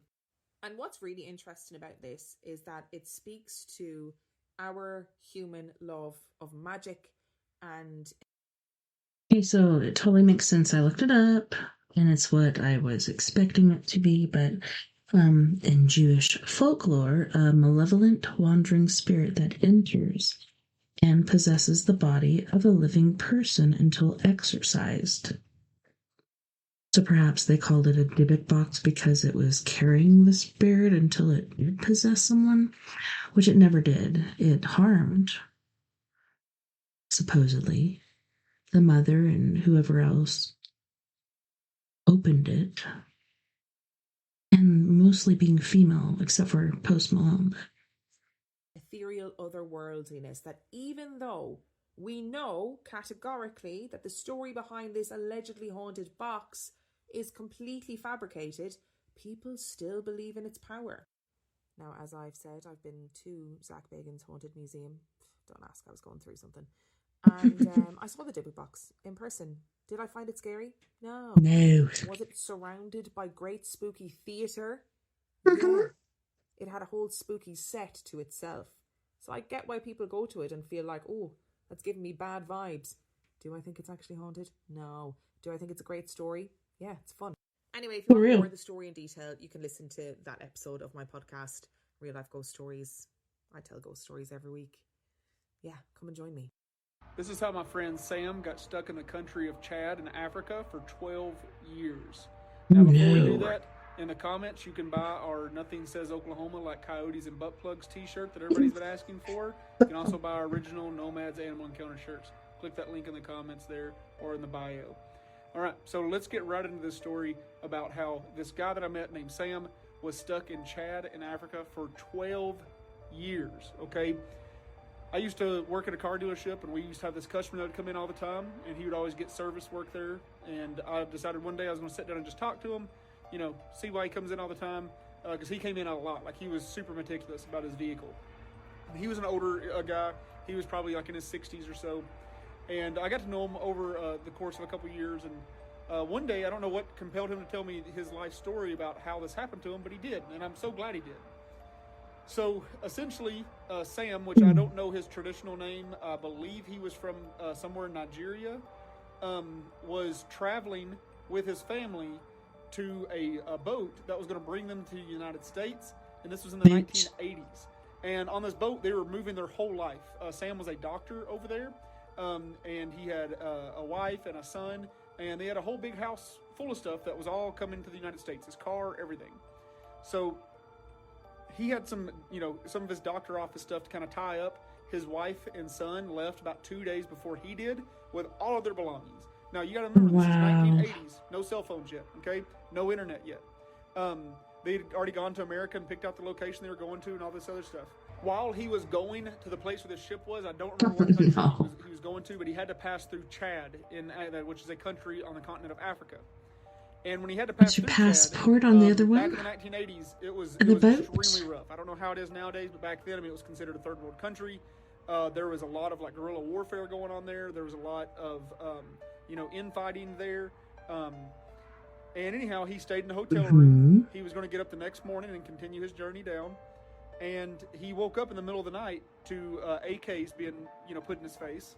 And they robbed him of everything. And when I say everything, I mean his clothes, his passport, his, money, literally all of his paper documentation, everything. And like we stated before, this is 1980s. It's not as easy as popping on the computer and getting another one. There's no cell phones. You can't make a phone call. So my first question to him was, okay, dude, did you go to the police afterwards? And he said, no, and here's why. 1, I'm naked. 2, I'm in Chad. The police down there do not ask a whole lot of questions. He said, there was almost no kind of justice system. If you got thrown in jail or thrown in prison there's a good chance no one is ever going to come for you, especially since you had no documentation proving who you were. He had no paperwork with him, no light. They took everything, all of his IDs. They took it all. Gosh. He had no money to buy new things. So he said for a few days he was afraid to go to the police because he just knew that it was going to be a situation where they might not ask any questions. They might just go ahead and throw him in jail. And then no one would ever get to hear from him ever. He did not know the new phone number of where he needed to call at to try to get a hold of his wife and his son that had already, came to the United States. So he was terrified. So he lived a few days essentially being homeless, stealing food. I wonder if they thought he was dead for those 12 years. And he lived this way for, around 2 weeks, he said. After that, he found some kind of odds and end jobs where people didn't really ask a lot of questions. He was able to make a little bit of money going that way. And before he knew it, a whole year had passed. And he had no idea how he was going to get out of this situation. So one day he bit the bullet and he said, hey, I'm going to go try to, talk to the police and hopefully they'll just believe me.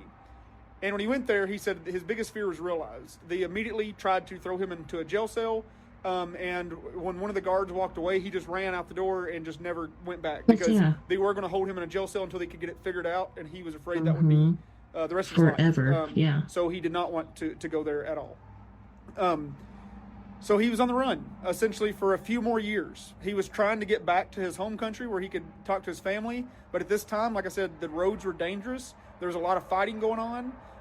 There was a lot of people at the different borders. And so it was a real threat that he would just get, gunned down. He could have tried to call a news outlet from the United States, but being in the 80s, you don't have access to the phone book, and who knows that number. Oh my gosh, could you imagine? This is a real life nightmare. On site. Totally ruined his whole life, I bet. Without getting to talk to anyone or explain to anyone. And they could speak a different language than he speaks. That was also a big problem, is there's humongous language barriers going on over there that he was, trying to navigate and to cross. Fast forward about 6 years into him living like this, he meets a very wealthy man that he wanted to teach his children English. And so he had actually met Sam a few times from some place that Sam had an odd-end job. And then he noticed that Sam had really good English, and they would have conversations in English. And he said, hey, I'm a busy man. Can you teach my children English because we're about to move to the United States? Sam said, okay, I think this is my way in. So he stayed with that family for years, teaching them fluent English. They would frequent the U.S. and come back and forth.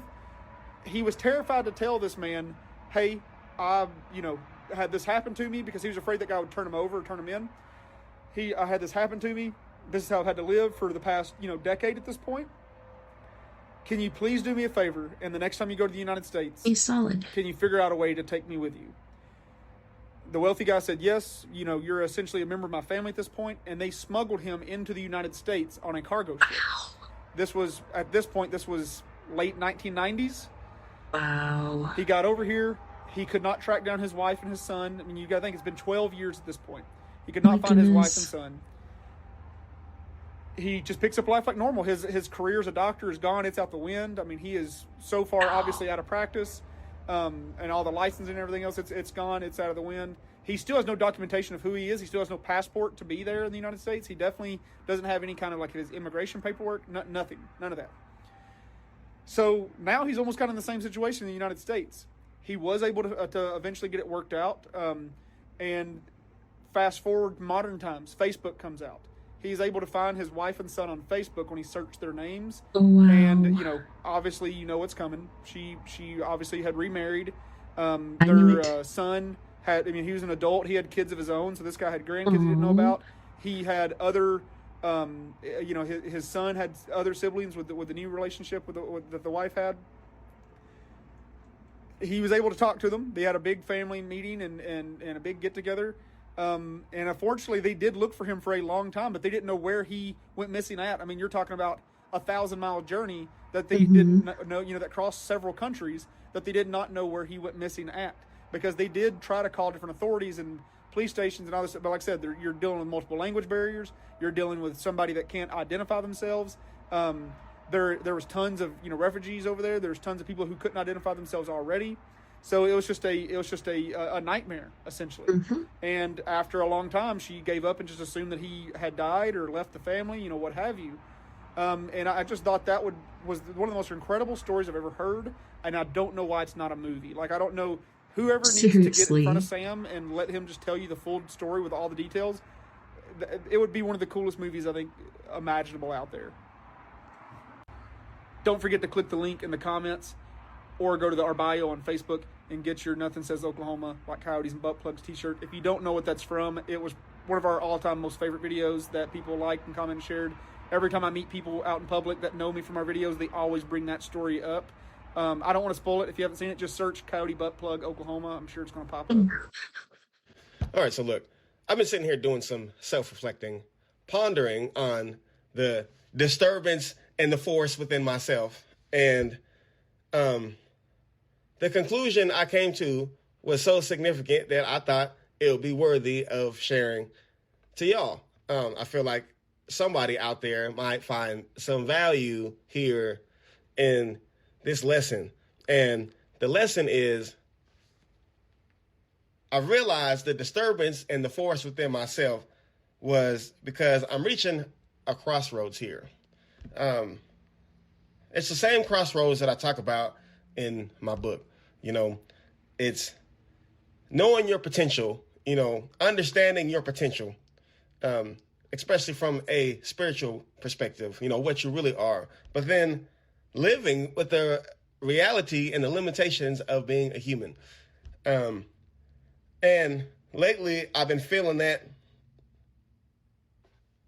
struggle even more because I realized that conflict, that crossroads is, on the one hand, I'm still trying to be a butcher, a baker, a candlestick maker. You know what I mean? Trying to work these jobs, trying to make it work with the ways of the matrix. Hell, even trying to make it on social media, trying to make money as a content creator is still part of the fucking matrix. How you think you make the money? Who you think you're making money for with those ads? Yeah, they pay us with the money that they generate from them ads. But if they're paying us that, how much money do you think they making off us? But anyways, on the one hand, I'm still trying to be the butcher, the baker, the candlestick maker, still trying to win as a human in the matrix. And I know that doesn't work. It can't work like that. It can't work like that because the foundation of this reality is mental, is consciousness. And by trying to win as the human, as the butcher, the baker, the candlestick maker, you're only going to get so far. And I already know that. But the solution is, I made a video called Let Go and Let God. The esoteric understanding of let go and let God. And I feel like that is the opposite of trying to be the butcher, the baker, the candlestick maker. And this is this gap I'm at. On this side, I understand the supreme circumstance of my mind. I understand how my consciousness is the foundation of reality and how my thoughts manifest in real life. I understand the interconnectedness of all living things and the oneness. I understand all that. But for some reason, there's a part of my brain that is still like trying to win as the butcher, the baker, and the candlestick maker, instead of trying to win with my consciousness. Instead of trying to win with my thoughts. Instead of trying to win with the reality that my decisions cause the division of atoms. Holy shit. So, I'm realizing you can't just be on both sides. You got to pick one or the other. Like how in the Bible will say you can't be lukewarm. Well, you can't be lukewarm for your own liberation. And I see it. And I realize the solution, at least for me, to get to the next level of whatever I'm supposed to be, is embracing the fact that I am not a butcher, a baker, or a candlestick maker, but I am a revolutionary. I did not come here to be no slave. I came here to be free. I came here to be a free human being. I came here to help other humans be free human beings. You know? And I need all of my thoughts, ways, and actions to be consistent with that. You know? And I can't stay in that alignment if I put so much emphasis on still trying to be the butcher, the baker, the candlestick maker.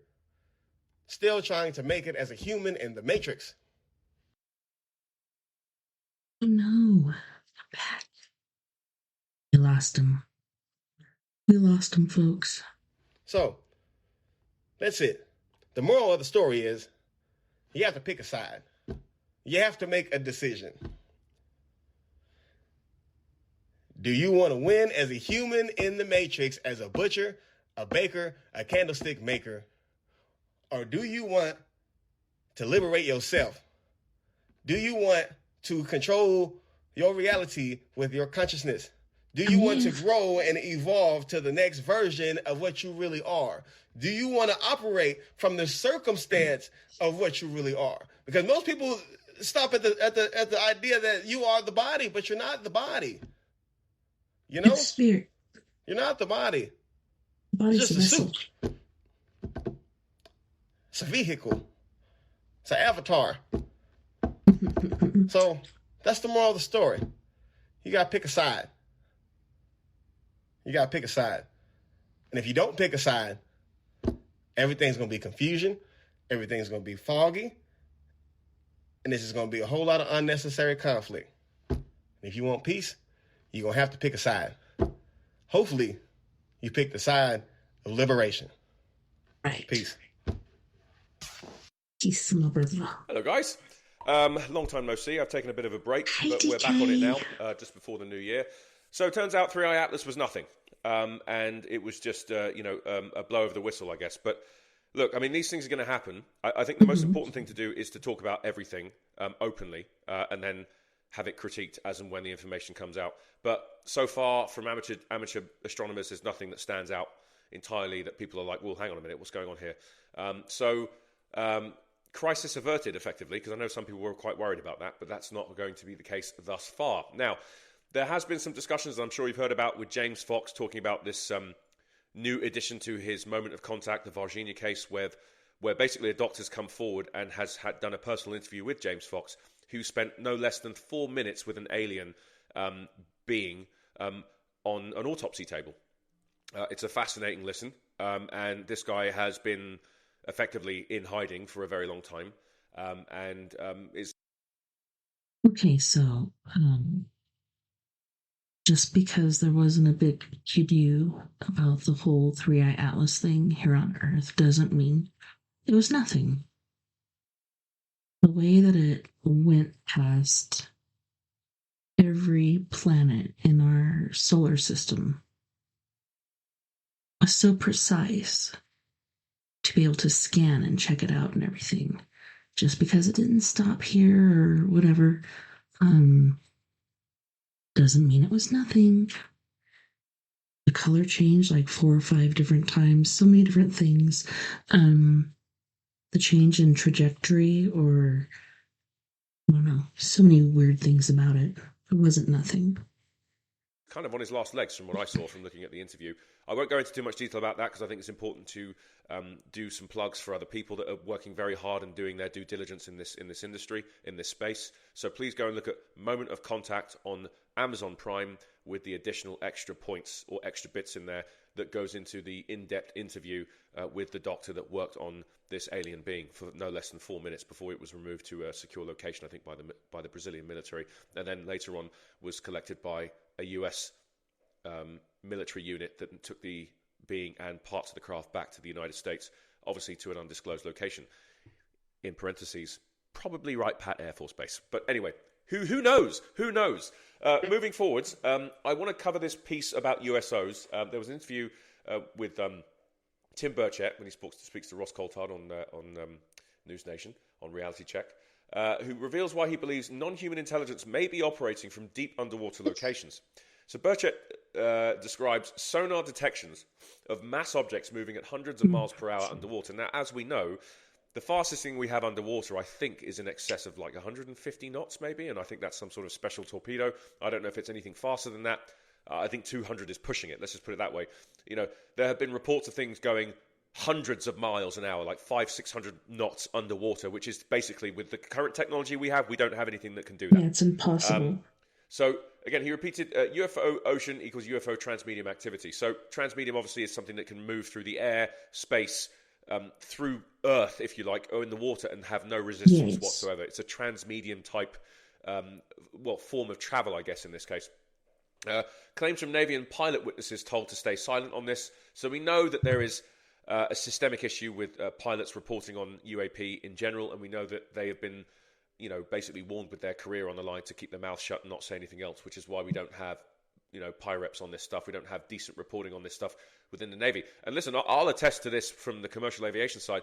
This is heavily frowned upon within commercial aviation to do pilot reports on UAP encounters. Like, it's a very, very, how do I put this, taboo thing to be doing, effectively. And I even when I was going through some of my early days of line training with captains and things, and I was briefed on certain things that we just don't talk about, this was brought up.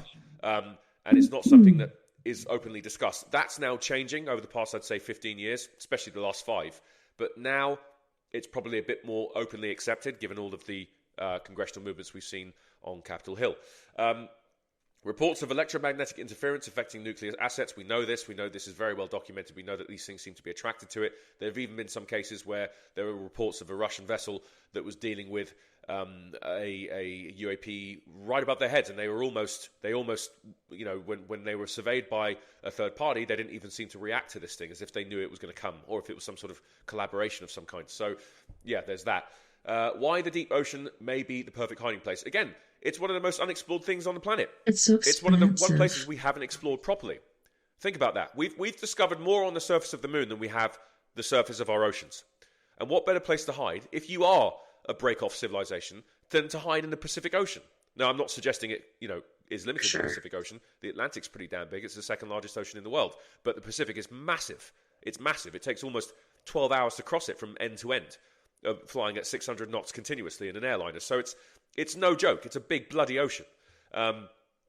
So why not hide smack bang in the middle of it? If you've got technology that can move at, beyond the speed of light, that's using anti-gravitic properties, why wouldn't you hide down there? It makes perfect sense. But again, we saw this from Navy personnel in the last congressional hearing, talking about these things. So it's not limited to just hearsay. There are some people testifying towards this stuff, which I think needs to be taken seriously and looked into.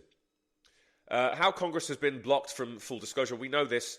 We know that it's compartmentalized. We know that they're not getting all of their ducks in a row. We know that they're not receiving all the information set forth, okay? And that's been said repeatedly on many occasions from whistleblowers and people that are testifying to Congress on these issues. His belief that the US government is lying about what he knows, of course it is. Of course it is. We know this. Fundamentally, that private aerospace firms are running the floor with this stuff, and they don't intend on coming clean with what they know. With thousands of USO reports near US coastlines, including data cited from Enigma Labs, Burchett argues the pattern is no longer dismissible. Something is down there. They're real. So this isn't speculation from a podcaster. It's coming from a sitting US congressman involved in UAP legislation. So as you know, Burchett was probably the most vocal person 2.5, 3 years ago on this, after we had, David Grush come forwards and everyone else.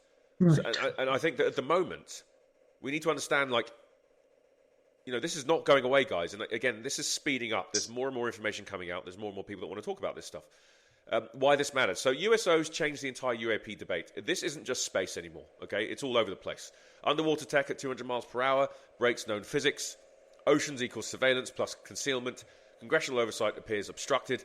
Disclosure pressure is building again. So we know now that the task force that Burleson and a bunch of other congressmen and women were running is now coming to an end. And basically, I think anything important now is probably going to come through a podcast, through someone like me or someone else in the space outside of government, because they're going to shut it down. They're going to completely shut this down. And we need to accept that fact and move forwards with that new information. Somebody mowing the lawn or something. Because I think the lay of the land is about to change, and not to our benefit. I think it's going to get much, much harder now that the government has officially shut down the task force with Paulina Luna and Burchett and David Grush working in line with Burleson and everything else. That's all coming to an end now. So yeah, more to be discovered, more to be discussed. And what I will do, guys, is I'm not going to sensationalize anything. I am going to keep this as newsworthy as possible, to keep it as realistic and as down to earth as possible. There's a lot of stuff going on in the UAP world at the moment. There's a lot of topics to discuss.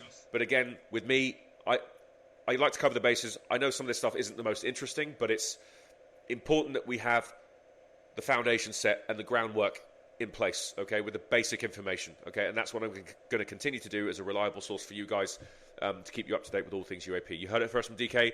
Have a good rest of your day, guys. Take care. Bye-bye. Guys, really exciting news. 4 independent companies with satellites have run scans of the Giza pyramid to try and replicate the data that was done by the Italian team earlier in the year. If you haven't heard about it, where have you been? Anyway, 4 completely different international companies have rerun the scans with their own equipment, and all of them have had the same results. So we've had a European company called ICI, their satellite, 2 American companies, I think it's Umbra and I forgot the name of the second one. I'm going to pop them here. They are American defense contractors. And another one called Ciomed, which is an Italian, again, government military satellite contractor. All legit companies that do legit SAR scanning, and they have all received the same data. So it is looking incredibly likely that there is, in fact, structures and all of those circular structures, like well shafts that are going underneath not just the middle pyramid. It is now confirmed that it is under all of the pyramids and the Sphinx, and that they are all connected to each other in a sort of rat run of chambers and tunnels. So that's really exciting.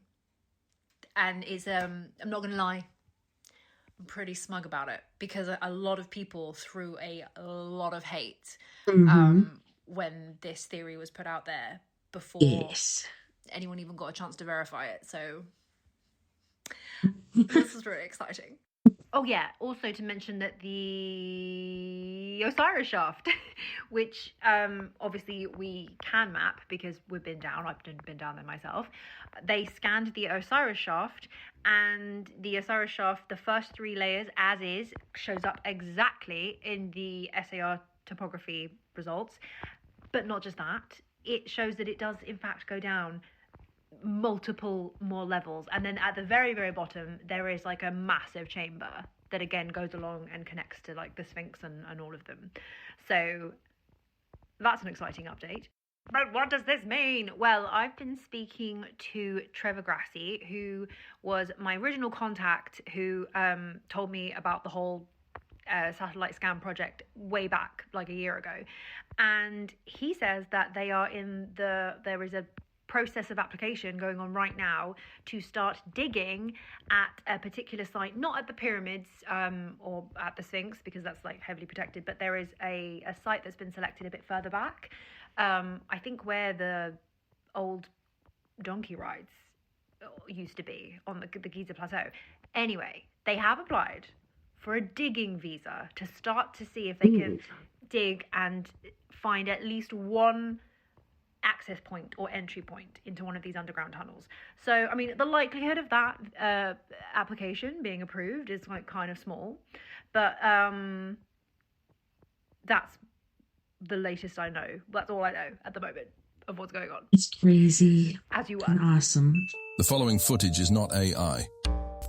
A 60-foot cryptid that the Japanese spotted in the early 2000s and dubbed the name Ninyan, which means human. Creepy.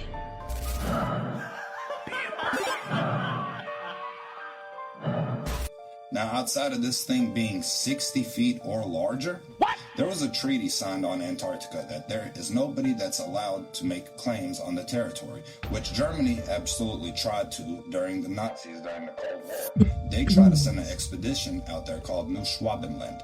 However, in English, it's called New Swabia. America obviously responded with Operation High Jump. Strangely enough, there's left in the world today an area as big as the United States that's never been seen by a human being. And if you're interested about Antarctica and Admiral Byrd and his findings, videos on the page. We're talking about this cryptid that was allegedly found in 1959. In 2001, a Japanese research vessel came across it.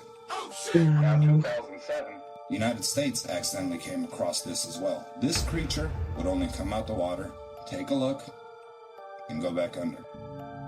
So not being a hostile threat or anything, it's still pretty scary to see a giant creature that you call Ninyan. Human.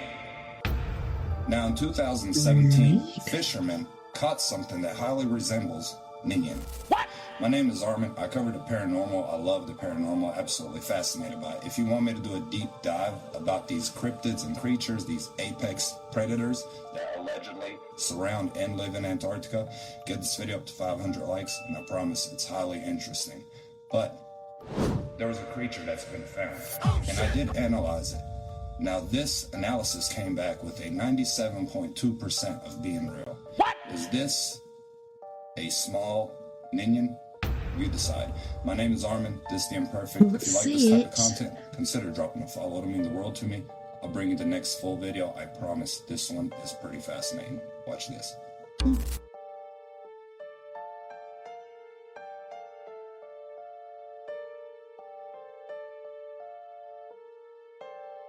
my goodness. It's a little bitty guy. Wow, what the heck? When during one of the Apollo missions, as a test, a seismic test, they crashed one of the rockets into the moon just to take readings, seismograph readings, to see, what was going on there. And the phrase is, the moon rang like a bell for over an hour. So if you set off like seismic charges here to measure sound waves that go through the Earth, as they go through the Earth, they slow down as they go through all this dense matter and then through the mantle and the core. Like, it just slows down. The moon, they don't do that. The sound waves sped up and started to bounce all around in there and started to like reverberate for a long time. Star. And no one could really explain that. Now, the prevailing theory, the mainstream theory, is that the moon is a lot less dense than the Earth because it was created from the Earth's crust and the upper mantle, which is less dense, which is why the moon is less dense.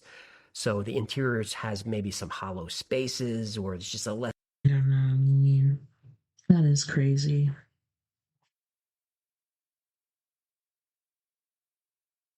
Oh, man. Well, at least it's towards the end of the show and not during too much. Pause it for a second. Hopefully it comes back. Trying to be patient.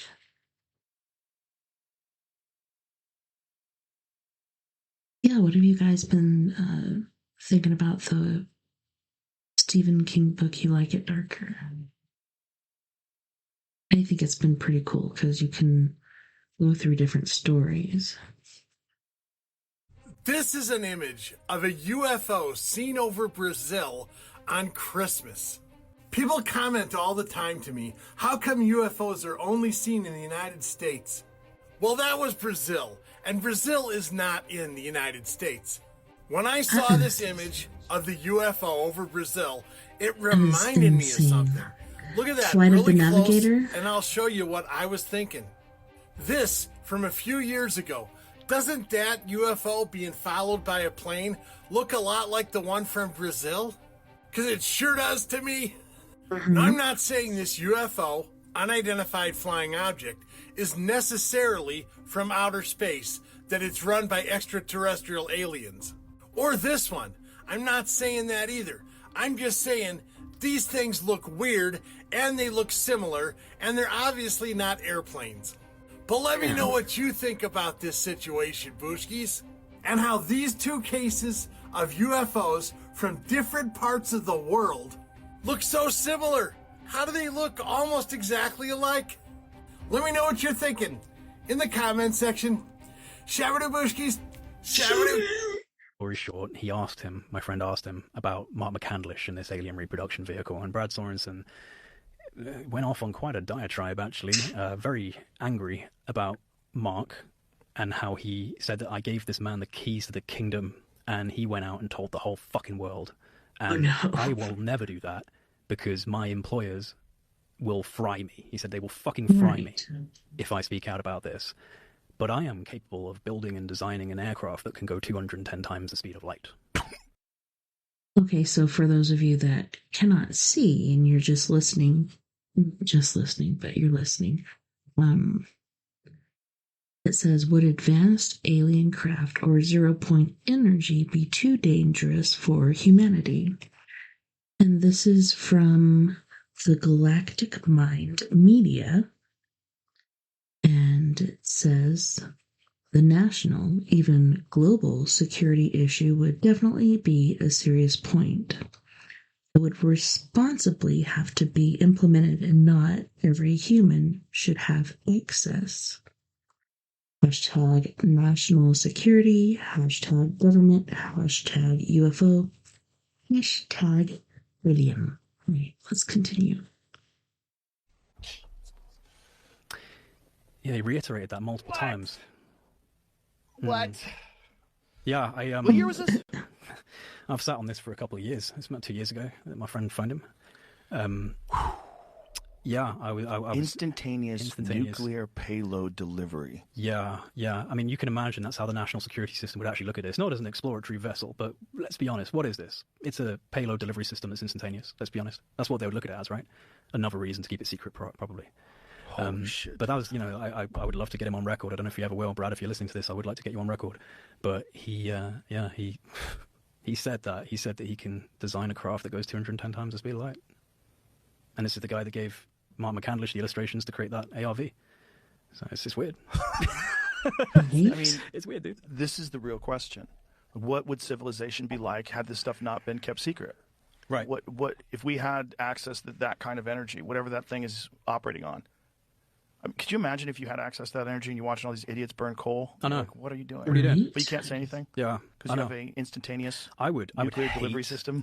I'd hate to be these people. I'd hate to be these people. It's crazy. Imagine sitting there knowing that we have access to these kind of technologies. Also, like this desire to tell people something that's really important to humanity. They can't all be complete sociopaths. Maybe they do. Like they screen them for that reason. Maybe. You know what I mean? Like they have to be a certain personality type and give a fuck about humanity. I think honestly, I think at the highest levels of these, especially these military corporations, I think you just have to become that anyway. Yeah. By force of nature. Well, we're going to kill 100,000 people today. Mm-hmm. Yeah, exactly. I mean, how emotionally attached can you possibly be in that kind of be task-oriented position?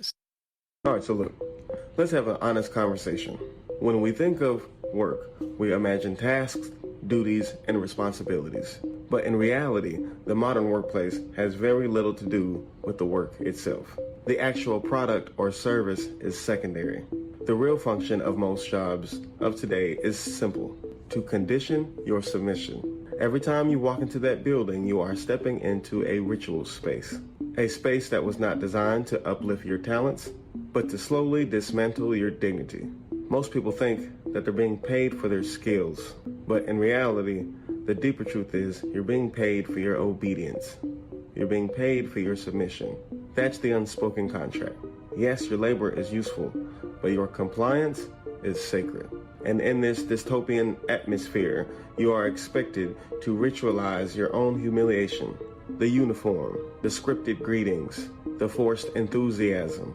All of it serves one purpose, to remind you of who holds the power. Because it's not enough for the system to exploit your time.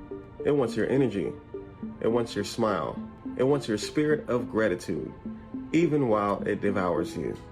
And the managers, the bosses, the supervisors, they are not the originators of this ritual. However, they are its most loyal priests. They have been trained to value performance over principle and profits over people, and to enforce these rituals with a casual, almost calm and detached, like cruelty. Like, these people do this so calmly, but yet so cruel at the same time. It's no coincidence that narcissism is rewarded in this structure. The workplace does not need leaders, at least not in capitalism. In capitalism, the workplace needs enforcers of compliance. It needs individuals who can look you in the face, see your humanity, and still choose to prioritize a company policy over your well-being. But the humiliation ritual goes even deeper. It's in the way that you're monitored, not for the quality of your work, but for how well you conform to their behavioral expectations. Were you smiling enough? Did you say thank you in the correct tone? Did you look busy even when there was nothing to do? These are not metrics of productivity. They are tests of submission. And when you fail to perform the ritual correctly, there are consequences, write-ups, disciplinary sessions, coaching sessions, all methods to recalibrate your obedience. And this is how the modern workplace operates. Not as a collaborative environment, but more like a theater of exploitation, where the appearance of harmony is maintained through a relentless pressure to comply. And the reason it feels so dystopian is because everybody knows that it's a lie. Everybody knows that it's a performance. All right, y'all. Well, on that note, we are at the end of our show. Thank you so much to you for hanging out with me tonight. It was a pleasure hanging out with you, and I look forward to doing it this coming weekend. As per usual, I'm hoping that I can get in during the week. I'm wanting to raise the number of shows. I'm wanting to do it more often, so really wanting to do it. Hopefully in the new year we can accomplish that. We've got some awesome guests wanting to come on. Like I said, this new year is going to be awesome. It's going to be epic. I'm super excited about it. Thank you to all of my friends out there, wherever you may be listening, Beyond the Omniverse tonight. Had a wonderful time, and you guys don't forget, we are all in this together. Together we can make the world a little better, and together, my friends, we are Paradox Media, because without you, there is no us. Nighty night, love and light, take care of my yous. If I don't see you before next weekend, have an amazing new year.